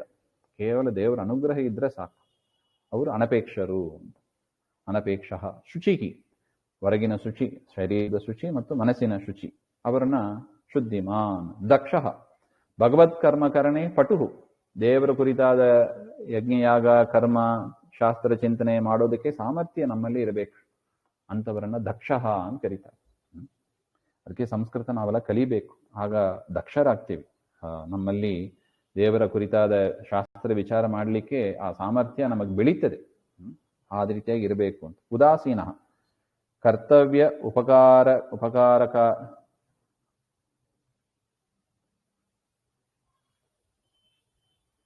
ಉಪಕಾರ ಅಪಕಾರಯೋ ಉಪೇಕ್ಷಕ. ಉದಾಸೀನರಾಗಿರೋದು ಅಂದ್ರೆ ಕರ್ತವ್ಯ ಮಾಡೋದ್ರಲ್ಲಿ ಉಪಕಾರ ಮಾಡ್ತಾರೆ, ಕೆಲವರು ಅಪಕಾರ ಮಾಡ್ತಾರೆ. ಅವರಲ್ಲಿ ಉಪೇಕ್ಷೆ ಅವರನ್ನ ಉಪೇಕ್ಷೆ ಮಾಡೋದು. ನನಗೆ ಸಪೋರ್ಟ್ ಮಾಡಿದ್ರು ಅಂತ ಅವರನ್ನ ಕೊಂಡಾಡೋದು, ನನಗೆ ಸಪೋರ್ಟ್ ಮಾಡಿಲ್ಲ ಅಂತ ಅವರನ್ನ ನಿಂದೆ ಮಾಡೋದು. ಎರಡು ಮಾಡಬೇಡ ಅಂತ. ಇದು ಉದಾಸೀನ. ಪರಮಾತ್ಮನ ಇಚ್ಛೆಯಿಂದ ಎಲ್ಲರೂ ಮಾಡ್ತಾರೆ, ಬರ್ತಾರೆ, ಹೋಗ್ತಾರೆ. ಹಾಗೆ ಗತವ್ಯತಃ ಪರಾಕೃತ ಅಪಕಾರೈಹಿ ಅಪ್ರಾಪ್ತ ಮನಃಕ್ಲೇಶ. ನೋಡಿ, ಇನ್ನೊಬ್ಬರು ಮಾಡಿದ ಅಪಕಾರದಿಂದ ಮನಸ್ಸಿನಲ್ಲಿ ಕ್ಲೇಶವನ್ನ ಇಟ್ಕೊಂಡಿರಬಾರ್ದಂತೆ. ಗತವ್ಯತಃ ಮನಸ್ಸಿನಲ್ಲಿ ಅವ್ರು ಹಂಗ್ ಮಾಡಿದರೆ ಕೊರಗ್ತಾ ಕೂತಿರ್ಬಾರ್ದು. ಹಂಗ ಮನಸ್ಸಿನಲ್ಲಿ ಪರಮಾತ್ಮನಲ್ಲಿ ಮನಸ್ಸು ಹೋಗೋದಿಲ್ಲ. ಹಂಗೆ ಎದ್ದು ಬಿಟ್ರು ಇನ್ನೊಬ್ರು ಮಾಡಿದನ್ನೇ ಸ್ಮರಿಸಿಕೊಂಡು, ಪಾಪ ಅವರು ತಪ್ಪು ಮಾಡಿದವರು ಎಲ್ಲೋ ಹೋಗಿ ಆರಾಮಾಗಿ ಇದ್ದಿರ್ತಾರೆ. ಇವರು ಅದನ್ನೇ ನೆನೆಸ್ಕೊಂಡು ಅಳ್ತಾ ಕೂತಿರ್ತಾರೆ. ವ್ಯಥೆ ಪಡಬಾರ್ದು ಅಂತಾರೆ. ಗತವ್ಯತಃ. ಇನ್ನೊಬ್ರು ಅವಮಾನ ಮಾಡ್ಲಿ, ಏನೇ ಮಾಡ್ಲಿ, ಮನಸ್ಸು ಕಲ್ಲಿನಂತೆ ಇರಬೇಕು ಅಂತ ಮಾತಿನಲ್ಲಿ. ಪರಮಾತ್ಮನನ್ನ ಬಿಟ್ಟು ಇನ್ನು ಯಾವ ಕಡೆ ಹೋಗಬಾರದು ಮನಸ್ಸು. ಸರ್ವಾರಂಭ ಪರಿತ್ಯಾಗಿ. ಅವೈಷ್ಣವ ಸರ್ವಾರಂಭ ಪರಿತ್ಯಾಗಿ ಇತಿ. ಸರ್ವಾರಂಭ ಅಭಿಮಾನ ತ್ಯಾಗಿ, ಸರ್ವಾರಂಭ ಫಲತ್ಯಾಗಿ, ಭಗವತಿ ಸರ್ವಾರಂಭ ಸಮರ್ಪಣ ರೂಪ ತ್ಯಾಗವಾನ್ ಅಂತ ಚತುರ್ಧಾ ಅರ್ಥ, 4 ಅರ್ಥವನ್ನು ಹೇಳ್ತಾರೆ. ಅವೈಷ್ಣವಾದ ಕರ್ಮಗಳನ್ನ ಅದನ್ನ ಆರಂಭ ಮಾಡದೆ ತ್ಯಾಗ ಮಾಡುವವನು ಅಂದ್ರೆ ವಿಷ್ಣು ಸಂಬಂಧಿ ಅಲ್ಲದ, ವಿಷ್ಣು ವಿರೋಧಿಯಾದ ಅವೈಷ್ಣವ ಕರ್ಮಗಳು ಅಂತಲೇ ಇರುತ್ತಲ್ವ. ಈಗ ಪಶು ಯಾಗದಲ್ಲಿ ಪಶುಗಳನ್ನ ಹಿಂಸೆ ಮಾಡೋದು, ನರಬಲಿ ಕೊಡೋದು, ಅದೆಲ್ಲ ಅವೈಷ್ಣವ ಧರ್ಮಗಳು. ಅದನ್ನ ಏನ್ ಮಾಡಬೇಕು? ಆರಂಭ ಮಾಡದೇ ತ್ಯಾಗ ಮಾಡಬೇಕು. ಇನ್ನು ಸರ್ವಾರಂಭ ಅಭಿಮಾನ ತ್ಯಾಗಿ. ಎಲ್ಲವನ್ನು ನಾನೇ ಪ್ರಾರಂಭ ಮಾಡ್ತಾ ಇದ್ದೇನೆ ಅಂತ ಆ ಅಭಿಮಾನವನ್ನ ತ್ಯಾಗ ಮಾಡಬೇಕು. ಪರಮಾತ್ಮ ಮಾಡ್ತಾನೆ ಅಂತ ಚಿಂತನೆ ಇರಬೇಕು. ಸರ್ವಾರಂಭ ಫಲತ್ಯಾಗಿ, ಎಲ್ಲ ನಾವೇನು ಪ್ರಾರಂಭ ಮಾಡಿದ್ದೀವಿ ಅದನ್ನ ಫಲಾಪೇಕ್ಷೆ ಮಾಡ್ತಾ ಹೋಗಬಾರ್ದು. ಪರಮಾತ್ಮನ ಪ್ರೀತಿ ಒಂದೇ ಸಾಕು ಅಂತ ಮಾಡ್ತಾ ನಾವು ಫಲವನ್ನ ಬಿಟ್ಟು ಬಿಡಬೇಕು. ಅದು ಸಿಗ್ತದೆ, ಇದು ಸಿಗ್ತದೆ, ಆ ಚಿಂತನೆ ಇರಬಾರ್ದು. ಮತ್ತು ಇದು ಮೂರನೆಯದು. ನಾಲ್ಕನೆಯದು ಭಗವತಿ ಸರ್ವಾರಂಭ ಸಮರ್ಪಣ ರೂಪ. ಎಲ್ಲ ಕರ್ಮಗಳು ಕೂಡ ಪರಮಾತ್ಮನಿಗೆ ಸಮರ್ಪಣ ಅಂತ ಬರೆದು ಕೊಟ್ಬಿಡ್ಬೇಕಷ್ಟೆ. ನಂದೆಲ್ಲ ಡಾಕ್ಯುಮೆಂಟ್ ಬರೆದು ಕೊಟ್ಬಿಡ್ತೀವಲ್ವಾ, ಅದೇ ತರ ದೇವರಿಗೆ ನಾವು ಮಾಡಿದ ಕರ್ಮಗಳನ್ನೆಲ್ಲ ಬರೆದು ಕೊಟ್ಬಿಡೋದು, ಕೃಷ್ಣಾರ್ಪಣ ಹೇಳೋದು ಅಂತ ಮಾಡಿಬಿಟ್ರೆ ತಿರ್ಗಾ ಅದ್ರ ಕಡೆ ಮನಸ್ಸು ನಾವು ಹಾಕಬಾರದು ಅಷ್ಟೆ. ಈ ರೀತಿಯಾಗಿ ಸರ್ವಾರಂಭ ಪರಿತ್ಯಾಗಿ ಅಂತವನು ಈ ರೀತಿಯಾಗಿ ಇರತಕ್ಕ ನನ್ನ ಭಕ್ತ ನನಗೆ ಅತಿ ಪ್ರಿಯನಾದವ ಅಂತ ಹೇಳ್ತಾನೆ. ಯೋ ನ ಹೃಷ್ಯತಿ ನ ದ್ವೇಷ್ಟಿ ನ ಶೋಚತಿ ನ ಕಾಂಕ್ಷತಿ ಶುಭಾಶುಭ ಪರಿತ್ಯಾಗಿ ಭಕ್ತಿಮಾನ್ ಯಸ್ ಸಮೇ ಪ್ರಿಯ. ಯೋ ನ ಹೃಷ್ಯತಿ ನ ದ್ವೇಷ್ಟಿ, ಯಾರು ಸಂತೋಷ ಪಡೋದಿಲ್ಲ ಅಂದ್ರೆ ಭಾರಿ ಕೆಲಸ ಆಯಿತು ಅಂತ ಭಾರಿ ಕುಣಿದಾಡೋದಿಲ್ಲ, ಅದೇ ತರ ಯಾರು ದ್ವೇಷ ಮಾಡೋದಿಲ್ಲ, ಯಾರು ದುಃಖ ಪಡೋದಿಲ್ಲ, ನ ಕಾಂಕ್ಷತಿ ಯಾವುದನ್ನು ಬಯಸೋದಿಲ್ಲ, ಶುಭಾಶುಭ ಪರಿತ್ಯಾಗಿ ಜ್ಞಾನಭಕ್ತಿ ವೈರಾಗ್ಯ ಅನ್ಯ ಶುಭತ್ಯಾಗಿ. ಜ್ಞಾನಭಕ್ತಿ ವೈರಾಗ್ಯ ಬಿಟ್ಟು ಇನ್ಯಾವುದು ನಮಗೆ ಶುಭವಾದದ್ದು ನನಗೆ ಬೇಡ ಹಾಗೆ. ಅತೇವ ತದನ್ಯ ನ ಕಾಂಕ್ಷಿ, ಅಶುಭವಾದ ಅದೇ ತರ ಅದು ಬಿಟ್ಟು ಬೇರೆ ಯಾವುದನ್ನು ಕೂಡ ಬಯಸಲೂಬಾರದು. ಜ್ಞಾನಭಕ್ತಿ ವೈರಾಗ್ಯಾದಿಗಳನ್ನು ಬಿಟ್ಟು ಇನ್ಯಾವುದು ಬಯಸಲೂಬಾರದು ಅಂತ ಅರ್ಥ. ಏವಂ ಲೋಕಾನ್ ನೋದ್ವಿಜತೆ ಇತ್ಯಸ್ಯಾಪಿ ಹರ್ಷಾಮರ್ಷಭೇ ಮುಕ್ತಃ ಇತ್ಯನೇನ ಅಪೌನರುಕ್ತಂ ಧ್ಯೇಯಂ ಉಕ್ತ ಶಂಕಾ ನಿರಾಸಾರ್ಥತ್ವಾತ್ ಅಂತ. ಈ ರೀತಿಯಾಗಿ ಯಾರು ಮಾಡ್ತಾನೆ ಅವನೇ ನನಗೆ ಪ್ರಿಯನಾದವ ಅಂತ ಒಟ್ಟು.